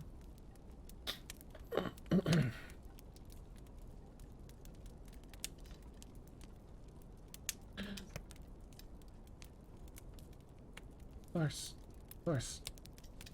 Thank you all for, you know, what you at least thought you were doing is kind, and I appreciate that. And I've done one less favor I owe Aveline, so thank you for that too. Oh, thank you. Aye. Well, be sure to see me, I'll be in touch with you, Laedrin. If any of you ever end up wishing to, get, some of these, spell tattoos I'm working on, then, make sure you let me know. See if we can get you sorted with that. Otherwise stay warm out there. It's, dangerous.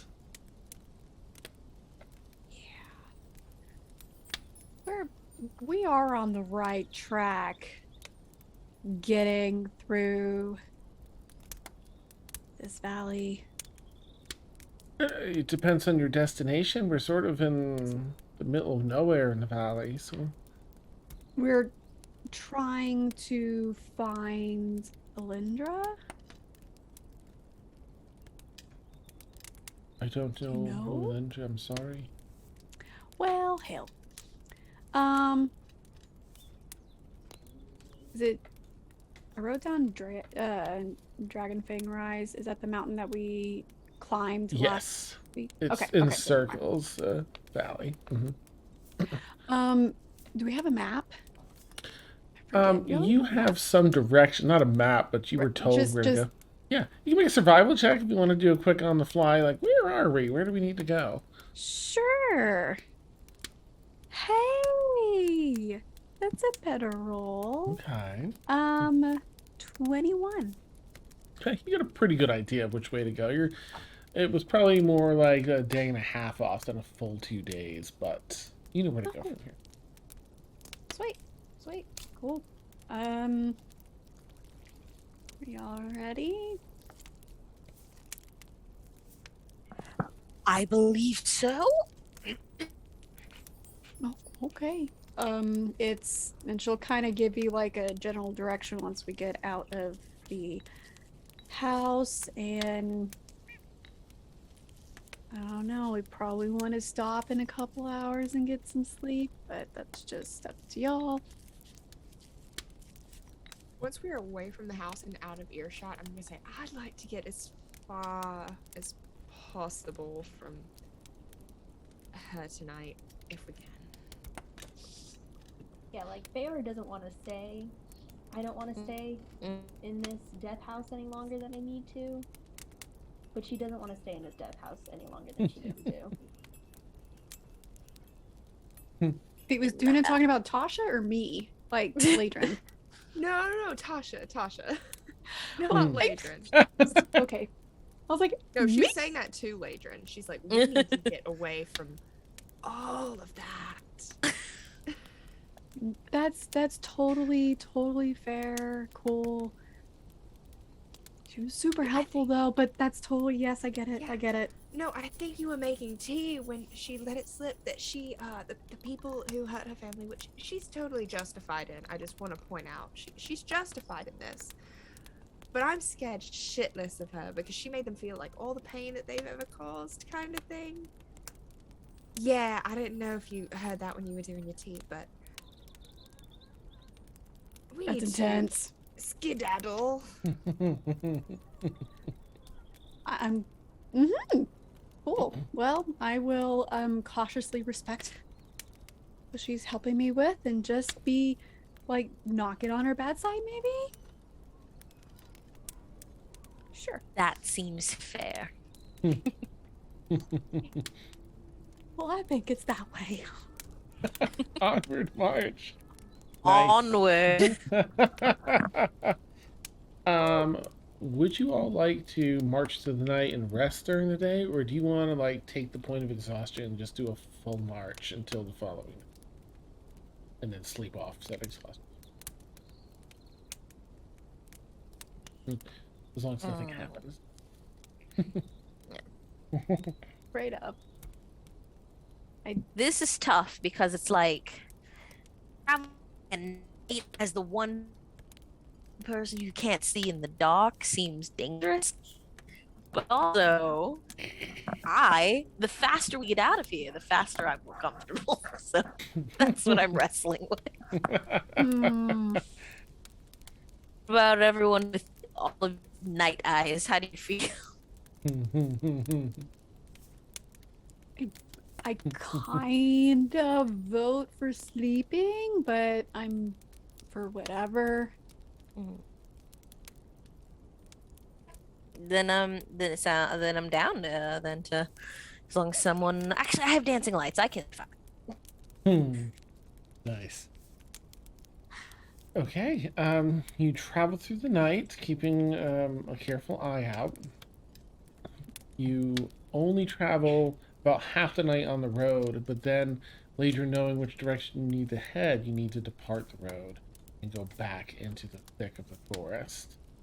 You manage to continue on until sunrise, and I'm sorry, it sounds like you are all resting during the day, and then just okay. You set up a brief camp, get some rest, a good 8 hours for those that need it. And I'll skip any. It's daytime. There's far fewer things out there to worry about, so you make it through the rest. You continue along your journey. Oops, where's my mouse? There it is. Okay. And let's see. As you are walking into the evening, and I have everyone do a perception check the following day after all that. You walked through the night last night, slept during the day, it's late afternoon, you start walking around 6 or 7, just before twilight. That's when we're doing the rolls. Laedrin, what'd you get? 12. Okay. Tuna? Another 15. Nice, okay. Fiora? 7. No! Dia? 15 total. Oh, nice! Double digits. I Yes. love it. Okay. Well, Tuna and Dia spot, you both, there's a lot of sounds, right, in the forest here. But there is a rather interesting soft trilling sound that is captivating. You haven't heard it before. It's relatively captivating, and there's sort of a hovel or a little den inside the hill area next to where you're all walking, maybe 15, 20 feet away. They're just a hillside, but it's, has a hole, a depressed, like a concave section in there that leads, it looks like maybe only 35, 40 feet back at a glance, but it's dark in there, of course. That's where the trilling sound is coming from. Do any of you want to do anything, or are you like, yeah, that's cool, let's keep moving? Oh well. Internet. No, go ahead. Sorry. No, it's okay. I think I disconnected for a bit. Oh, Okay. So, sorry. The last thing I heard was there was a captivating trilling sound over over a hill of some kind. it's in the side of the hill, like a concave little space, like 45 feet back, relatively dark, but it's coming from in there, like a little den. Oh, I want to go see. Right? And y'all thought I was the problem. Like, Tuna's in the process of turning around and being like, does anyone else hear that? There's like Faye here, right? And turns around and Dia's already walking off. Yeah. Perfect. Right. And I'm following. Okay. Oh, It's a thing. That's happening. Yeah. Nice. Okay. The Love two of it. you approach the front of the den. What would you like to do? Is you're looking in. It's a little dark. You think you see a soft yellow, very dim, almost like a light with some movement in the back. Small.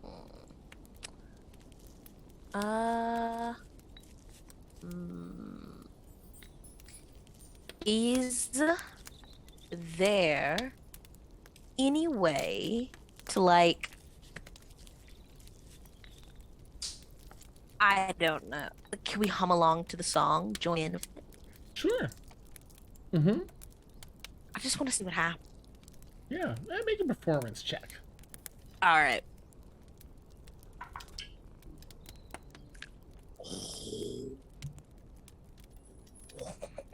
Nice. What'd you get? Oh. Oh no! Oh no. Okay, so you're not sure what D is doing? It's... Hold on, I don't know. What's my starting pitch? Hold on. Is that right? Is that right? Did your bite open back up? Like, do I need to check your... I don't know. Is it? That's what it is. That's what it is. It's not me. It's the spider bite. That's why I'm not. I'm new. I have perfect pitch. Come on. I love that's exactly how it goes down, and it's perfect. Okay. Mhm. What ancient fae have I offended with Awesome. You see the tone, the trilling inside softens for a moment as though, to listen, and then picks back up and continues on. It might just be a singing hole, so it's I'm good. He is super embarrassed. Oh. There. This whole It's fine. It's fine. it's You sounded great. It's just I feel like it's a different kind of song. That was supposed to be a compliment. I promise that was supposed to sound no better. opportunity. There's no need for you to apologize. Opportunity. I refuse to think poorly of myself for my own reasons, so I will take that for the compliment There that you it was go. meant to be in. There you go. Oh, I love that so much. Okay. Yeah, so still soft, glowing yellow light in the back. Maybe 40 feet away. Trilling again. Anything anyone would like to do? I'm gonna leave it alone, personally. I did what I thought of. Then it's so. Okay. Fair enough. Where did the oh, help me. I swear sometimes this thing just wants to be a pain in the butt. Oh, right there. Thank you. Okay. Laedrin, anything for you? I'm on board with Tuna, and would like to get the fuck out of here. And Okay. Riverwood too. Sorry. This is sweet. Okay. And lastly, Faora. Faora barely knows what's going on. I think if she had realized Okay. what was going on, she would have been in favor of not going. But she didn't pick up on it, and everyone was going by the time that she figured out what was going on. So she's ready to go. Okay. All right, let me go, put that, where's my, all right, so, my gosh, excuse me. You carry on then, instead. Did it do it again? This stupid thing? Whatever. While we're walking, Mm-hmm. I would like to maybe go upside Faora and just without saying anything pass over a flask that has whatever liquor that we like at the time, because it changes sometimes, and just give it to her. Mm-hmm. And takes it with a nod, and then after slight pause, lifts it up and drinks a lot more than she initially would or really needs to, and then kind of hands it back. Make a Constitution saving throw if you're at disadvantage. Which is kind of the normal for when Faora drinks anyway.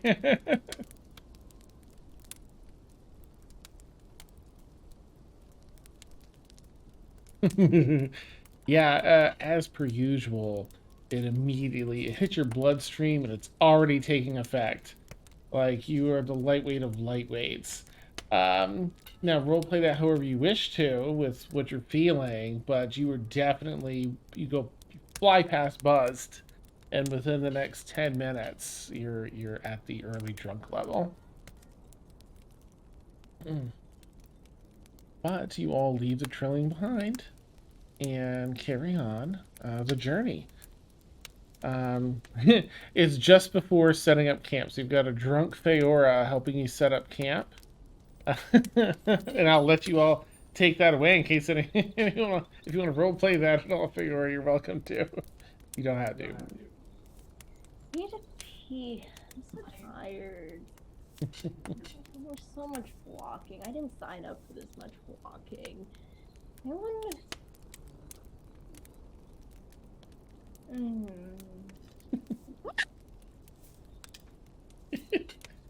I She's love kind of like drunk stumbling you. around, like she's like grabbing like her tent stuff. She's just kind of like throwing it on the ground, and then just throws it and just kind of pops down on top of it.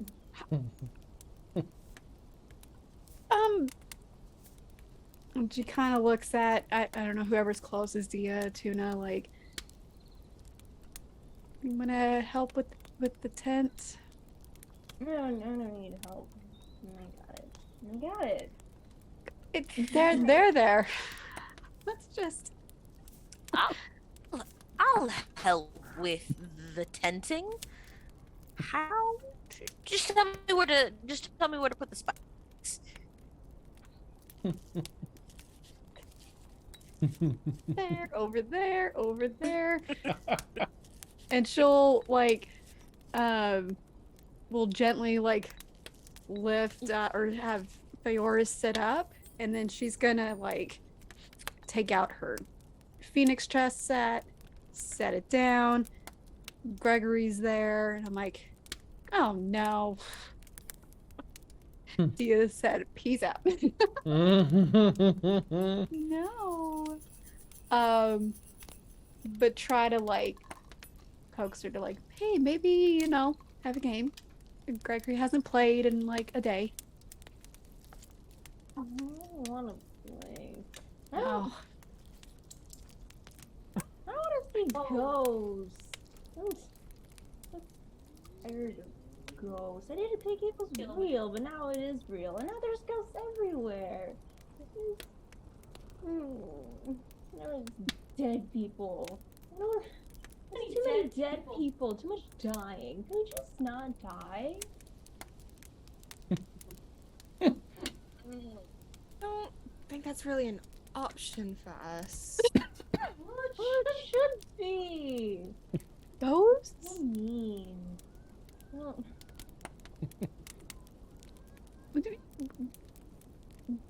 Ghosts? yeah, ghosts. It's What? Like cool. like real ghosts? Aren't I- y'all real ghosts? Is ghost real? What? I'm hungry. As irresponsible as it might be, I think Feora is on the right track. After everything that has happened, I think a night in these terrible woods drunk could do us all. Camaraderie and all that. I mean, I don't really drink, but I will be the one to watch after you all. It really. I do not I want don't- to. Oh, that's so nice. You know, watch Let me. over us. Like I watched over the little girl and now she's dead. Oh my god. Dead people.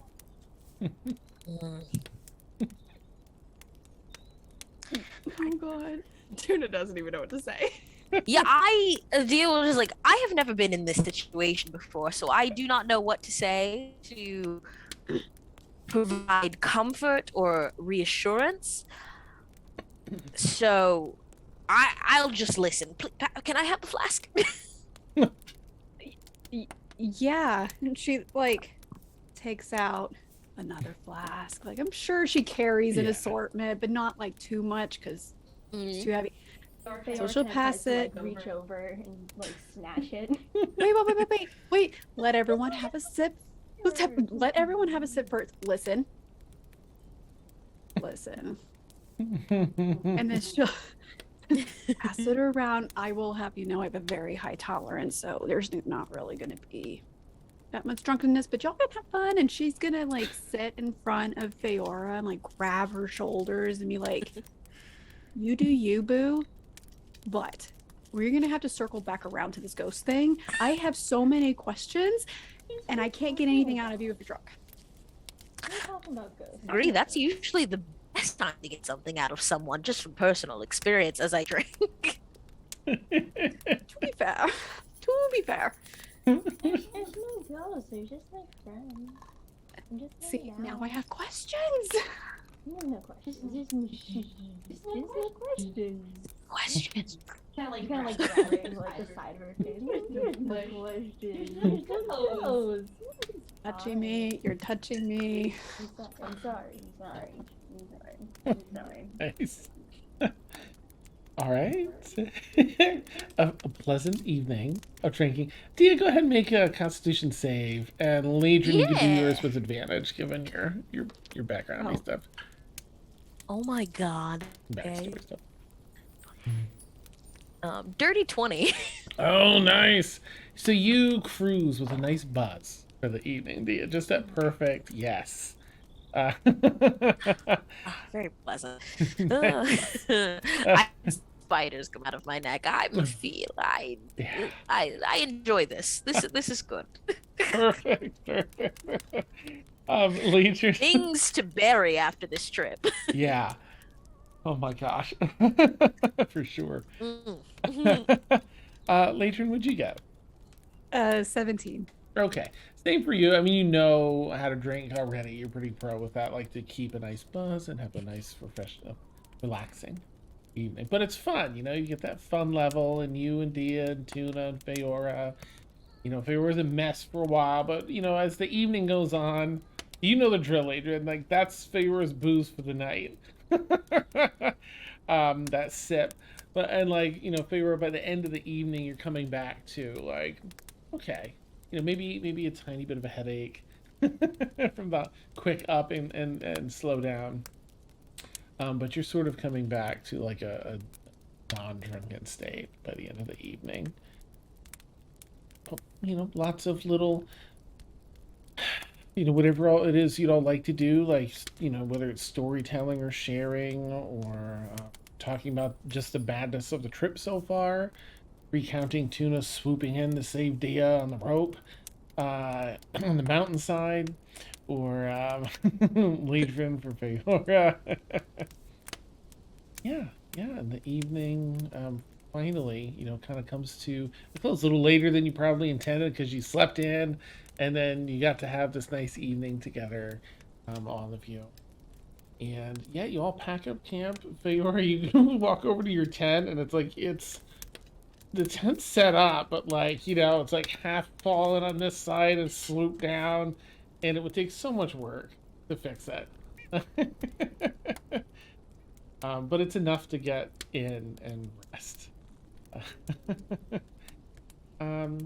But since it's nighttime, I'll ask if anyone wants to do watch tonight. The usual three folks, usual rounds. I'll actually take first watch to give everyone else a little bit more time to sober up. Oh, nice. Okay. 'Cause I feel like that might be decent. Yeah. Three very not really ready to protect themselves so much. Friends are four. Here's of course Neighbors here. Okay. So go ahead and make a perception check if you would, Tuna. That was a 19. Oh, nice. Okay, you keep I'm only good at perception checks apparently. The rest of it, out the window. Yeah. No. Okay, so your watch goes really well. there's a couple. Firstly, you kind of you see like maybe halfway through your first watch is when everyone is ready for bed and they kind of climb into their sleeping area. So you can tell they appreciate it. They're probably, you know, you might even get thanked and stuff. Like, thanks for the extra time.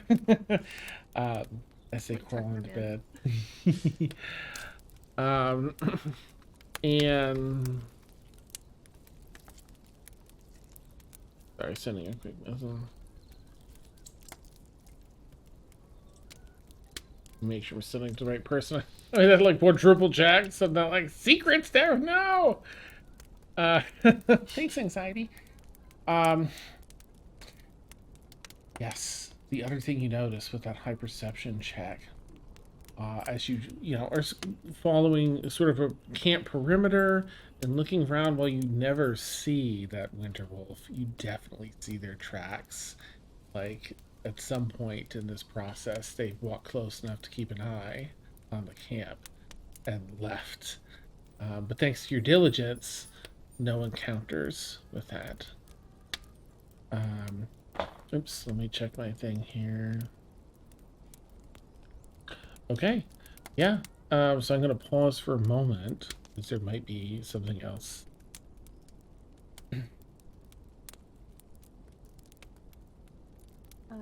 Towards the end of Tuna's shift, Farah will come out of her tent, kind of like holding her head a bit, and kind of like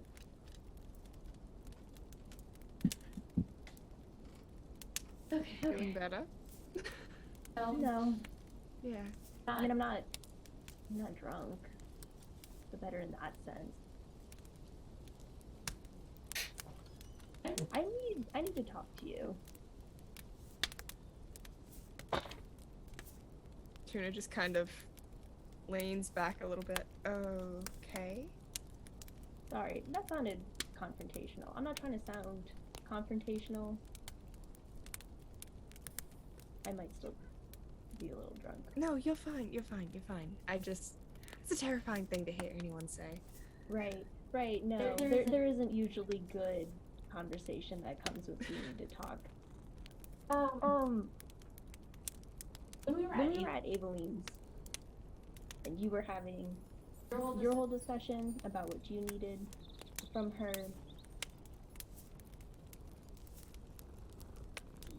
What exactly is going on there? What's the deal with the Fight Club? Sorry, names escaping me. Names are hard. No, you're talking about Miss Moose. Yeah.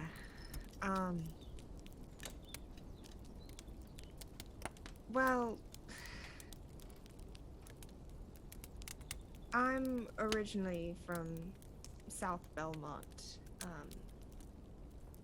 I used to run with a mercenary crew there, and had a few jobs with the now proprietor, apparently, of the Mist's Edge. And,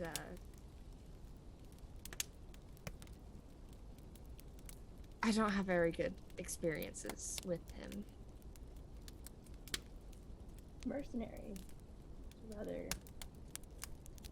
unusual start for cleric. I was 15. You don't really have a lot of job options when you live on the docks. You just kind of take what you can get.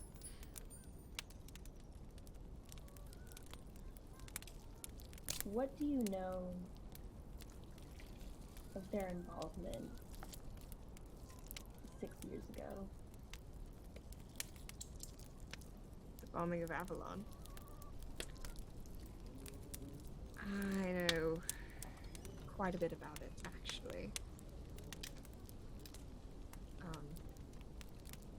That's why I'm trying to find him. I'm assuming you know a good bit too. I mean, It's with become your my involvement. job to know. Well, you're from there, right? Not quite. But I've got my involvement. I was hired along with a group of 5 other people to look into the people behind the bombing of Babylon.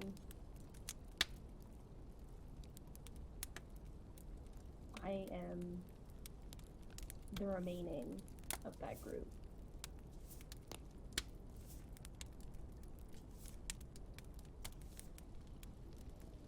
I will say that I think most of the people involved in it didn't know what they were doing.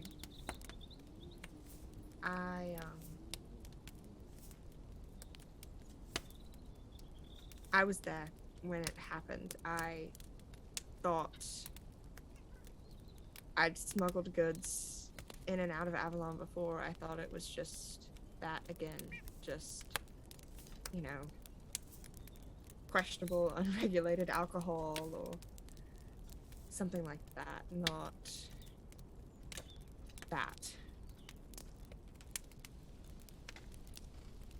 Who is it that you're looking for? Currently, Mustav Girardello, apparently is his name. I don't quite remember what he went by back then. I never really met him myself, just in passing, but he helped orchestrate it. The bombing.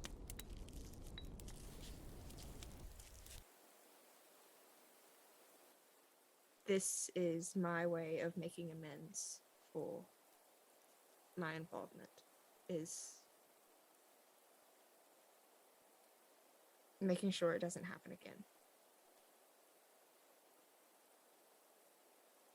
What I'm hoping to achieve as well.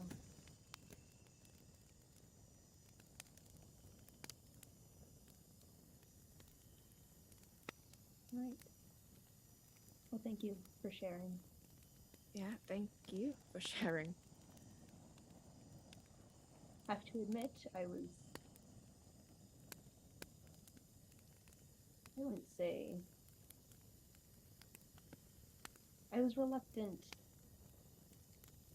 to trust you, I think. I think perhaps it would have been worse had we not gone through what we had prior.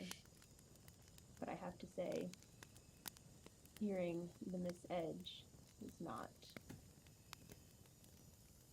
a fun thing to hear again. Yeah. What? Well, I would love your assistance. I Yeah. would love to assist you. I mean, we're in this together now, so. Absolutely. And I just kind of put my hand out. Fiora kind of, smiles a little bit, takes her hand and shakes it. All right. I can take What? over the watch now, so Yeah. you can rest. I appreciate you taking the first one. Yeah, of course. Just, you needed a little more sleep, so. Yeah, not a great idea, as I see now. I will go to sleep. Okay. And they kind of pass one another, Tuna, as you head to your tent, and Feyor as you take over the watch.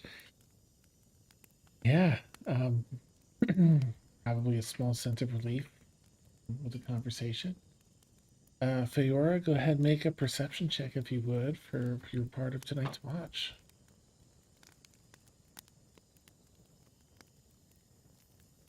Goddamn one. All of my rolls have stuck today. Okay, I've got to roll something if you got a one.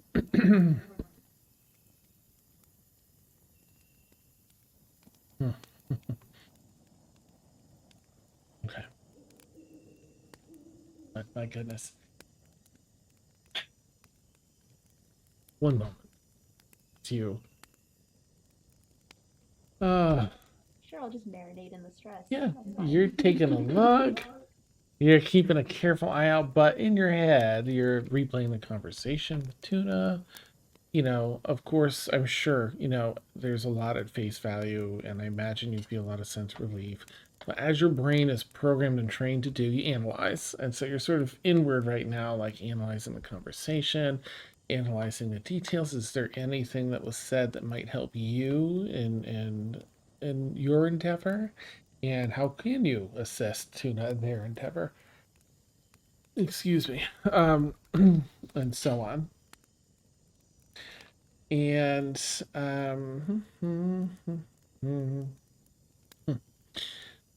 yeah.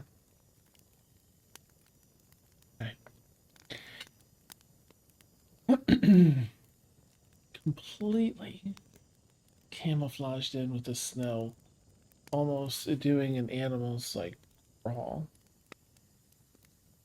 This winter wolf approached you.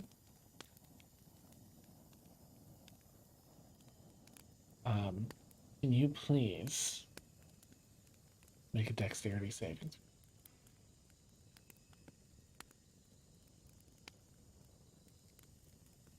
Swear to God, if my dice let me down.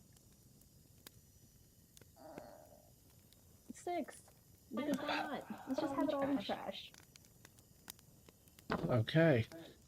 Let me get the right thing.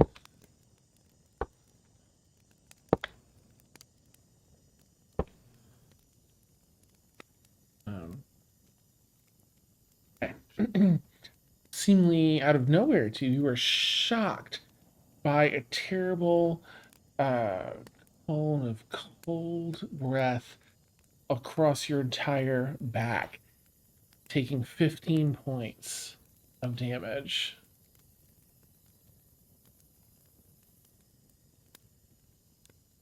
This sounds like a wisp of, a breeze of cold air, but because Tuna I'm gonna have this sort of near the beginning of that swap, because I like all the roleplay you two had.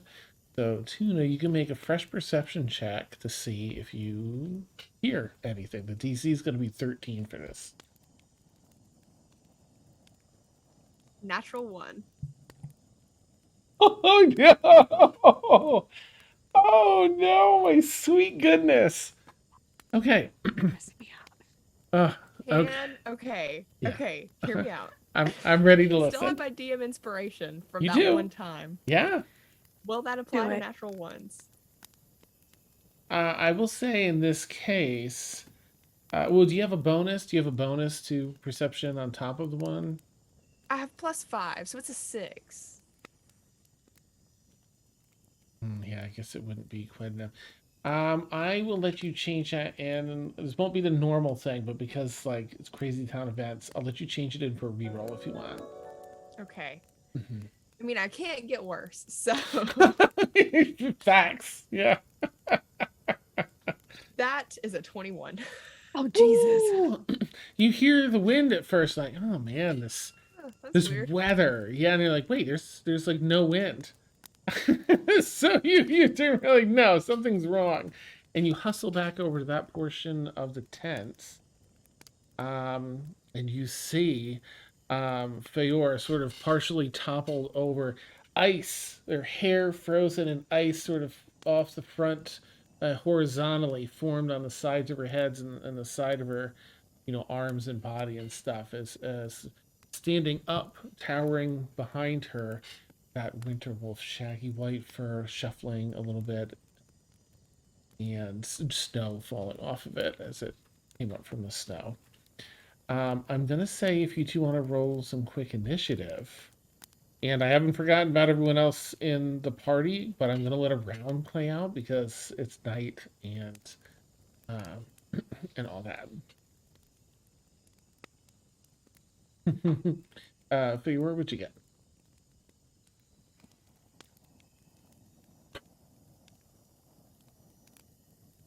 Oh my God. Hey, it's a 1 again. It's +3, but it's another freaking 1. Oh my goodness. Okay. A 4. Hey, Laura. Tuna, what did you get? Salt. Got an 11. Okay, 11 for Tuna. And our winter wolf got well, your dex score is going to be higher than this winter wolf, right? What's your score, Feora? Not the modifier, but your actual score for dex. 17. Yeah, okay. So the winter wolf will actually go, after you. They also rolled a 4, but their dex is much lower. So I'm just putting that in my doc here. Oh, I have this in margins. Okay. So, Tuna, you can run the corner and it is your turn to act if you wish. You see that sight. I would like to, seeing Feora on the ground, immediately cure wounds. Just rush over and just cure wounds, just right out the box. Nice. Nice. Because I know we're about to sleep and get everything back, but like you might die before we get to that point. Back. Yep. And then, sorry, I have to roll it. You get 9 hit points back. Oh, nice. Awesome. And I'm also going to position myself with my shield up between Feora and the wolf. Okay. Oh, that's beautiful. It's and yell, guys, we have the wolf back. Nice.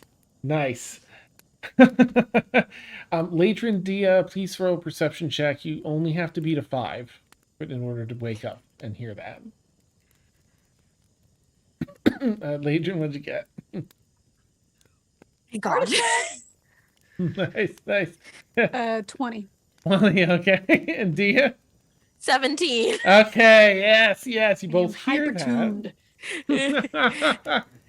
If the two of you want to roll initiative, I'll plug you into the next round. Yes, of course. And while you're rolling that, I'll check in a second. Feora, so you witness. You're freezing from this, all right? It just a complete blast does a bunch of damage. You feel it hurting, like damaging your skin and seeping, the cold into like your circulatory system and stuff. Tuna races back around, races over. Doesn't matter that this winter wolf is towering over you, behind you. Races in and hands on shoulder, cure wounds, and then stands up, and you can hear them stand up behind you. Clang, clang. Shield raise. In the shield. I don't have my pot and pans. So. And standing between attacker. That moves us to your turn, Feora. First off, I'm never drinking again. This is total disaster. I mean, lies. I'm totally gonna drink again. She said that about 20 times before.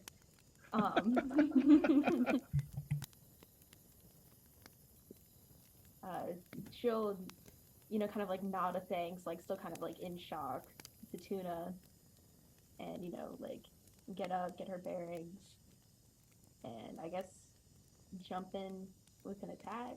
Their short sword. Yeah. Are you, because we don't have a map up, you can walk around behind, be 5, 10, 15, 20 feet of movement to walk behind the winter wolf to get flanking with Tuna for advantage on both your attacks. Don't have to. Yeah, that'd be great. Love that. Okay. Love that. You say anything to Tuna as you walk by? Just kind of like, thank you. Still kind of like dazed. Okay, all right. You hustle over. What do you want to do? You're primed for precision. If you are attacking, don't forget to use advantage. Yeah, I'll attack with my 2 short swords. Draw those. Nice. Make that first attack roll. I'm so scared to use any of these.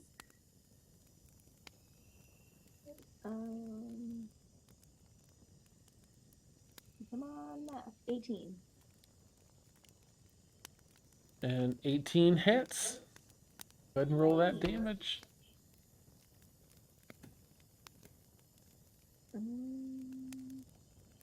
Does the a sneak attack apply here? It does. Okay, cool. So, I'll roll the first one. Great, that one's 5.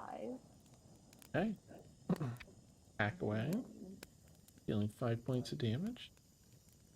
And then it's an extra 2d6 for sneak attack? Correct. Okay. Just roll 2 at a time. Oh, great, they're both 1s. Theme of the night. Gold spots. The 2 points? Is there any modifier to your... No, I guess not. To your No, second. not to that. Okay. All right.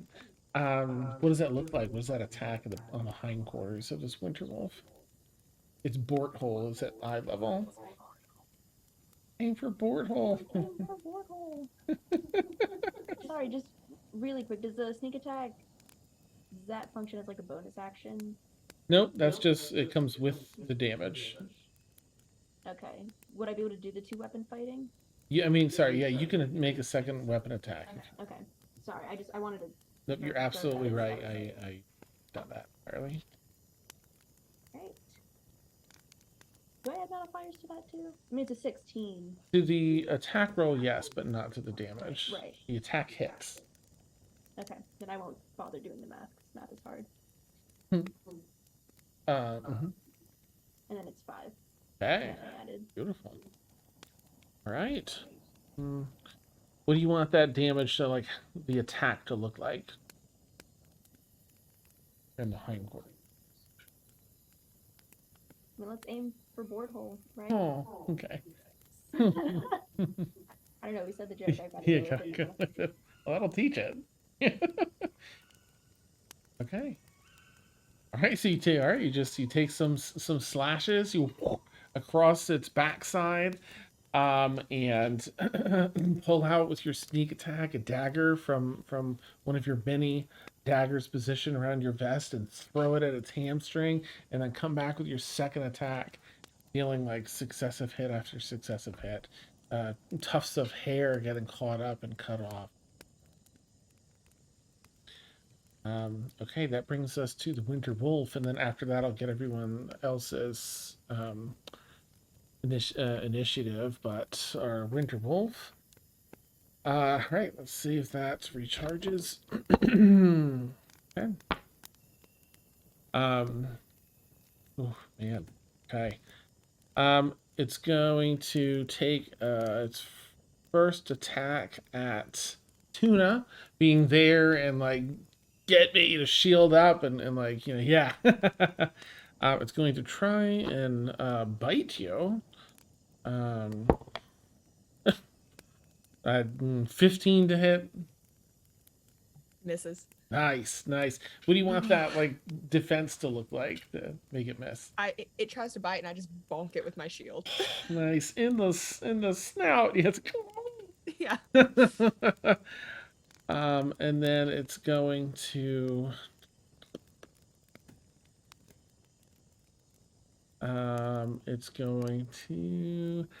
it seems to be like examining and seeing it's just you. So it's going to go for you one more time, Tuna. I'm sorry. No, that's fine. That's what I'm here for. Nice. 16. That's really not much better. That just hits. Oh, it does. Oh, okay. All right. 16 to hit. Again, another bite. That's cocked. I won't take that. It's the same number. That's unfortunate. Dealing 14 points of piercing damage. It gets you just over the shoulder. You can feel it kind of pierce into the back of your shoulder as well as like up here in the front. And can you make a quick strength saving throw for me, please? Oh, I'm so good at those. It's a 9. Oh, okay. Kind of rips you back and forth and plops you out, and you fall prone. At the end of that, but that's all it can do. And Laedrin, what was your initiative? 21. Jeez. Okay. 21 for Laedrin. Yeah, no kidding. And Dia, what was your initiative? 7. 7. Okay, we're in there. That's Yeah. good. Yeah.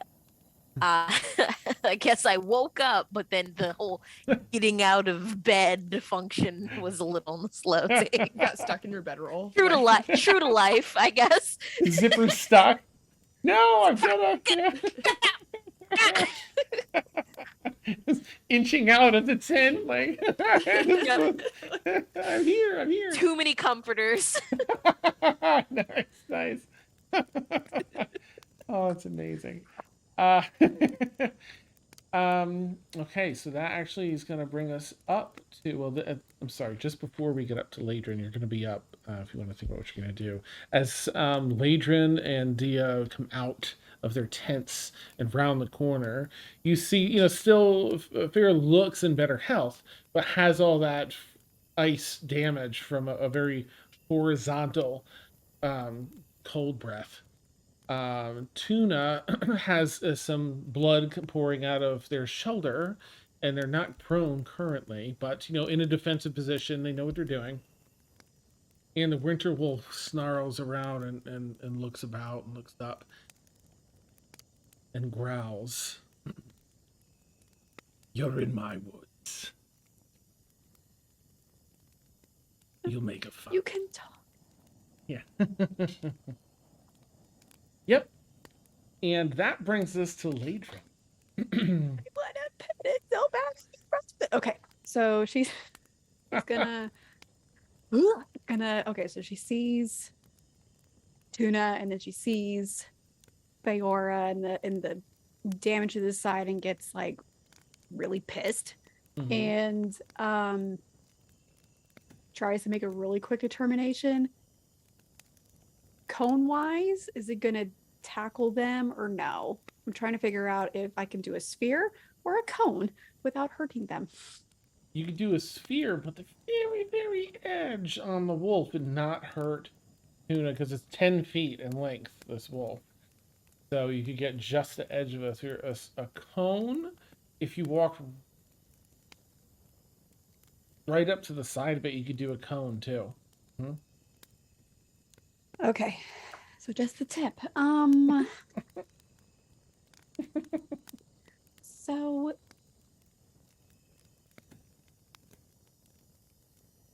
yes, I'm gonna save that. I am going to I'm gonna cast Flaming Sphere and situating it right on that edge of the wolf to where it just gets wolfy. Mm-hmm. And then it needs to make a dexterity saving throw. Okay. That's a worse roll, so that's good for everyone. A dex saving throw is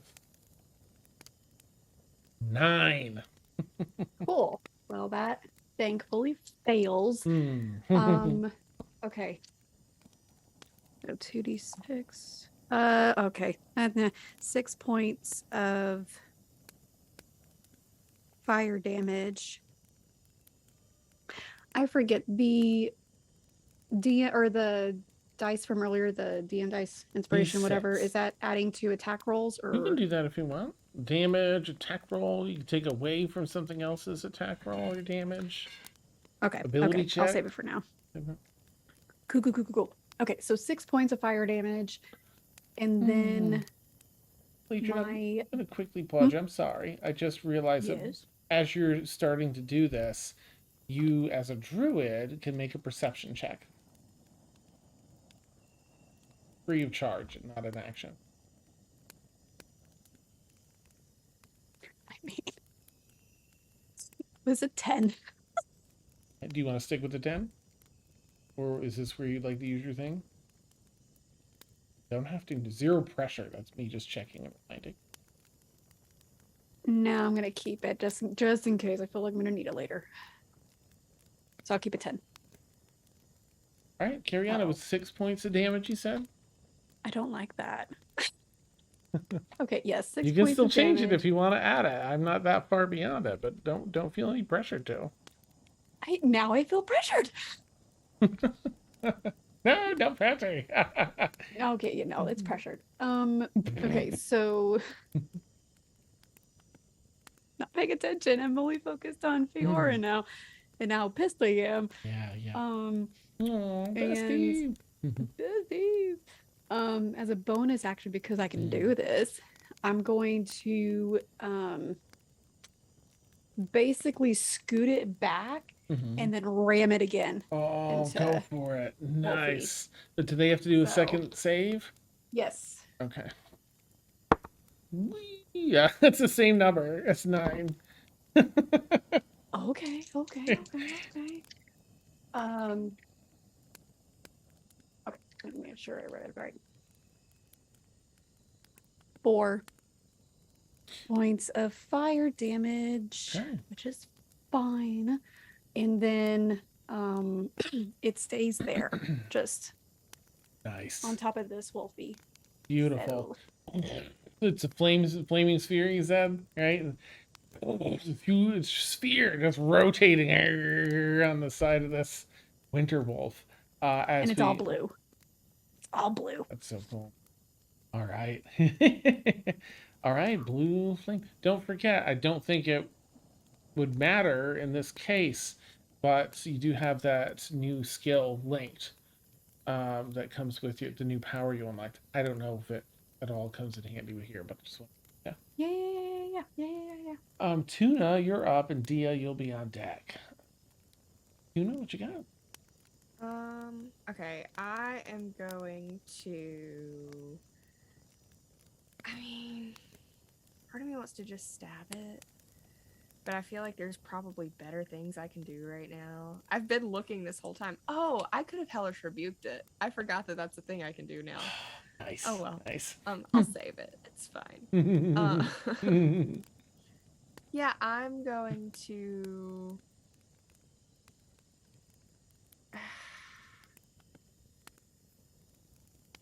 I would like to stab at it with my dagger. And that is just basic. It's 18. It hits. And I deal spicy 4 damage. Woo! That's solid. I'm going to bonus action healing word myself. Okay. Nice.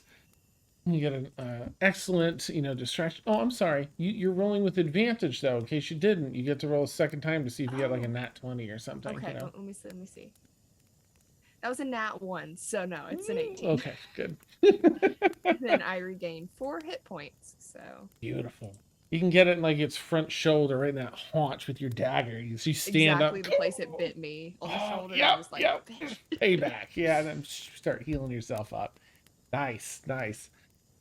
Dia, you're up. Feora on deck. What you got, Dia? All right. Finally getting out of the tent, seeing the winter wolf. I'm going to kind of draw my hands. It just please work as I will cast. I haven't thought of a new way to flavor it, but it's scorching ray, but it does lightning damage since Dan, you've given me permission to change certain spells as elemental damage out. So it's 3 rays. Do you want me to roll 3 attacks to see which one hits, or do an attack and damage first? How would you prefer it? Whichever way works best for you. I don't mind either way. Okay. Yeah, no problem. I think I'll roll 3d20, see if something hits. That way we don't have to do one at a time. Nice. Okay. Oh god. I mean, I guess we'll see. So the first one is 7, 8, 9, 10, 11. So the first one's 12. Oh, that one misses, unfortunately. That one misses, no problem. But the next 2, I think I have a lot more promise. 18, 19, 20, 21, 22, 23. 23. Ooh, hits, yep. And then a natural 20. Yes! Definitely hits, obviously. That's amazing. Okay. Yeah! So let's do the 18 first, or the 18 plus 5. So it's 2d6 lightning damage. So that's 4, 5, 6, 7, 8, 9. So that's 10 on the first one. Wow, nice. And then I don't know, how do you do natural 20s? You can, it's your choice. You can either roll once and double it, that number, or you can roll twice as many damage die. You can choose beforehand. Each time you Uh get to choose. I think I'll roll twice as many because with my elemental adept I might be able to get more I might be able to get some more damage out of it. So I'll roll twice as many. Okay. So this is 4d6 now. Okay, so that's 5, 6, 7, 8 for the first half. I only have 2d6 right now. That's 8 for the first half. 5, 6, 7, and then 8 again. Wow, nice. Okay. That's beautiful. You like getting the hang. You know, you probably are familiar with the spell, but like using it in this environment, like Yeah, one I goes think it off. was at first. Mhm. Yeah, I think at first it was supposed in my mind it's the spark spell, but I think in the franticness of seeing like Feora so injured and Opportunity so injured as well, I'm just like, please work, and it just comes out so much more powerful than it Ah, usually is. I love that. I feel like it lines up perfectly because like the first one misses, like it's like a big kickback you weren't Yeah. expecting. You're like, no, compensate. And then by the third one, it does so much extra damage with that nat 20. That's amazing. Anything else for Dia this round? Um, if this thing still looks healthy, I think Mm. then I will use sorry, I'm checking. Hmm. Yeah, I think in actually I haven't spent any sorcery points. So I'm no bonus action spent right now. Okay. Okay, neat. It is looking fairly hurt at this Okay. point. Mm-hmm. All right. Cool. Okay. All right. That'll zip us over to Feora. The winter wolf, if it's a Probably do the same thing as last time. Slash at it again. Oh.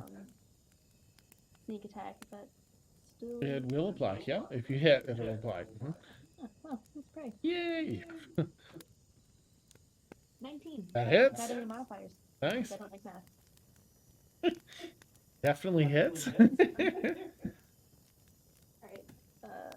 First one, just like the regular basic one, is 7. Okay. Nice. And then adding the 2d6 for the sneak attack is 5. Beautiful. And then I'm going to try and strike again with my bonus action for the 2 weapons. Don't forget to roll these at advantage because you're flanked with Tuna. If you didn't roll it with advantage on that first attack, you can roll a second die just in case you get a nat 20. No, that's not how it was. Somewhere in the other end of the thing. Yeah. It might have been something on the other end of the controls. We'll leave it at that. Nice. Yeah, so I think you still have your second attack, but don't Yeah. forget to roll with advantage. Okay, I'm definitely gonna roll that again. Okay, 17. That hits. Great, great, perfect, great. 3 points of damage. All right, Wolfie's looking pretty hurt. Pretty hurt. Pretty close to the death. Boop. Okay. All right, it's Wolfie's turn. First, let's see if their thing recharges. The wolf takes sort of a step or two, not out of position, but just recoiling a bit from all the damage, like in those 6 seconds. Highly wounded. And I've got to do a roll for them. Are they going to try and run? Okay.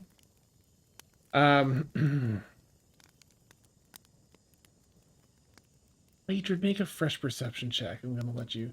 And everyone can make a quick perception check as well. Laedrin, you can do yours with advantage. Everyone can make a perception check.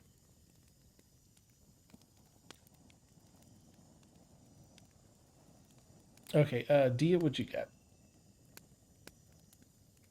A hot 6. Okay. Awesome. Figura, how about you? 5! Okay. Alright. Tuna?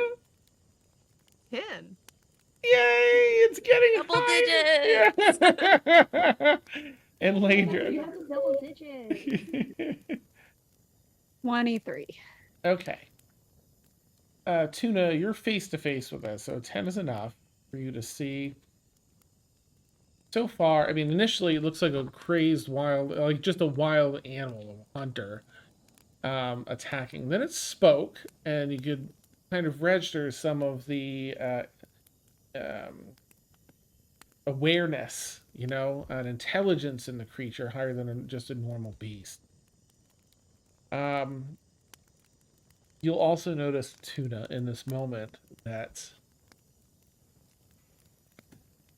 it seems, as you've been attacking, when you got that shoulder, like you were expecting a lot more shoulder. The floof of the fur makes it look really big, but as you went to stab, it felt fairly almost emaciated.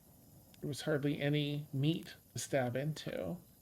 And you see a look, because they're expressive, as an intelligent creature, a sort of resignation. It looks like it's ready to just pass on in a fight and ready to let this happen. Laedrin, you register not the well, what'd you get? A 23?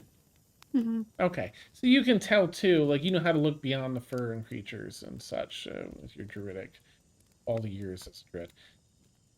So you can tell that it's severely malnourished and it's putting up its red.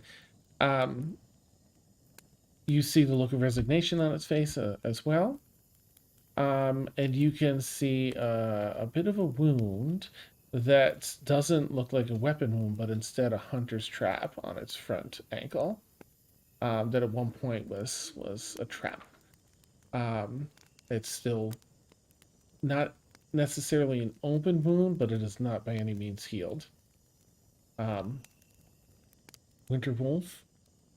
Outside of that, you've all registered that it is a Winter Wolf's turn, and they are ready to go through with this, so they're going to attack.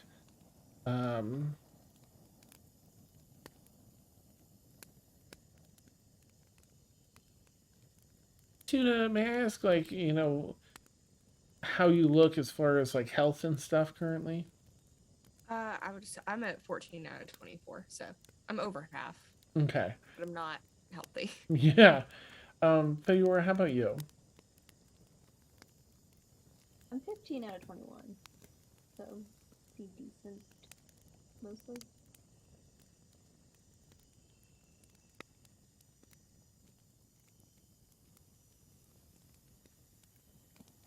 All right. The Winter Wolf is going to forgo one attack to disengage. Going to leap clean over you, Tuna. Back towards Laedrin. It's assessed. Whether or not... Laedrin, I think, again, you're 23. You're probably the only person that would, you know the behavior of winter wolves and wolves in general. It feels like this winter wolf could have probably finished off either Tuna or Fayora if it had good rolls, but it's specifically choosing not to attack the wounded, but instead it's leaping over to you, who's in good health. Leaps over to you and tries to bite you. I'm gonna try to save you, but no, bitch. Oh,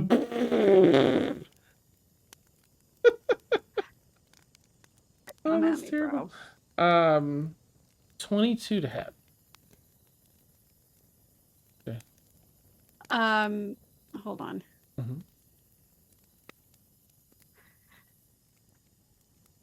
Okay. I was gonna maybe try to take away, but I don't think it'll be enough unless I roll it. Nope, that would match. Yeah, it hits. Okay. It hits.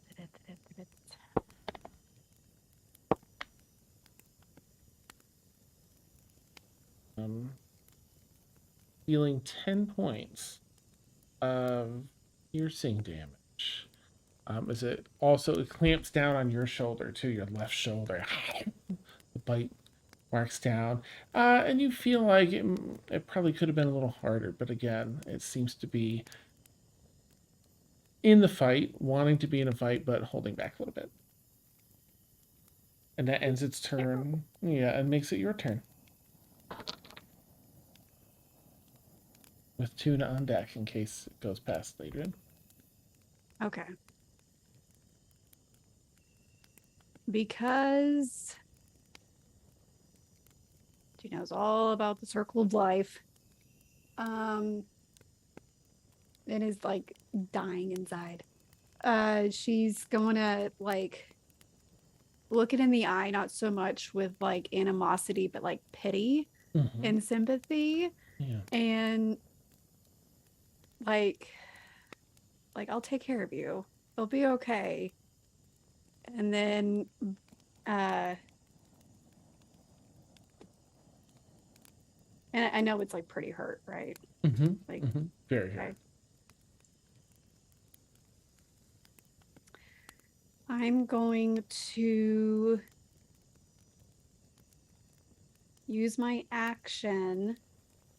The flaming sphere's still up. I'm going to use my action to wild shape into a wolf. Okay. And then as my bonus action, I'm just like not leaving eye contact with this thing. And I'm going to try to bonus action ram it again. Ram the flaming sphere back into the wolfie. That's a save, right? Yes. Dex saving throw. That's an 11. Okay. I'm pretty. It's a fail, I imagine. Yeah. Okay. Right, is it who?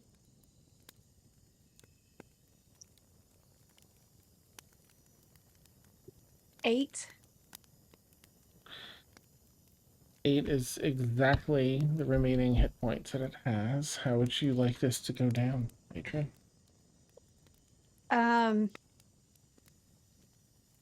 So like pretty much with her mind, I guess is how this works.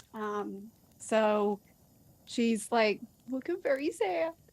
And in her mind just kind of like slowly backs it up a little bit and rams it and just tries to keep that eye contact with the wolfie. And then kind of like walks up as it like I guess, and to where like it like if it falls that she gets a little wolf will just go like nuzzle next to it. Okay. I'm sad. You keep eye contact, and the wolf seems to register this moment with you, and it's sort of like relaxes. It's like untenses itself for a minute as you know it's locked eyes, and the sphere slams into it, and you watch it get racked with the damage and pain. And you're slowly watching, like, you know, that life drain out of their eyes. And as it falls, you get underneath their heads. Their body collapses, but you kind of give a soft, gentle, with your wolf form, allowance for their head to be put down. And, yeah, as the snow and dust settles, another day in Crestwood Valley has come to an end. And only another, I think, day and a half to get to your journey's end here, the portal to Evernight. I think that's where we'll end tonight's session. Great. I am terribly upset. Oh, sorry. So many emotions. I feel like that's just the mantra of this whole trip. I'm terribly upset. For We're real. all going to need therapy afterwards. It has been a relatively sad and saddening trip so far. I'm sorry. Okay, so with that, yeah, we're wrapped up. Thank you, players, so much. You're all so amazing. Love your immersion and everything. So thank you so much. And thank you, viewers, for hanging out with us and keeping chat so fun. Let's see. I'm gonna find some. Oh, Dork Tales is streaming. We're gonna go ahead and raid our friend Dork Tales. First, though, you've been watching our Tuesday night campaign, Sundered Fate. You can catch us every Tuesday, 9 to midnight Eastern time. So we hope to catch you back here, next week to find out how things go from here. I mean, there can't be too many more letdowns from here to the portal. One can hope. And and then everyone will be in the beautiful city, the demiplane of Evernight. Here's our schedule. In case you're new, if you had fun, consider giving us a follow so you can be alerted to all this exciting content we have. A lot of D&D across the week, usually 10 p.m. to 1 a.m. time slot. But again, Sundered Figures 9 to midnight. We've got another campaign coming up in months. With that, we're going to raid our friends over at Dork Tales. Please consider giving them a caw-caw Medbird raid. And again, we really hope to catch you here next week. Hang out with us and find out what happens next. Have a lovely night, everyone, and we'll catch you soon. Bye. Bye. Night, night.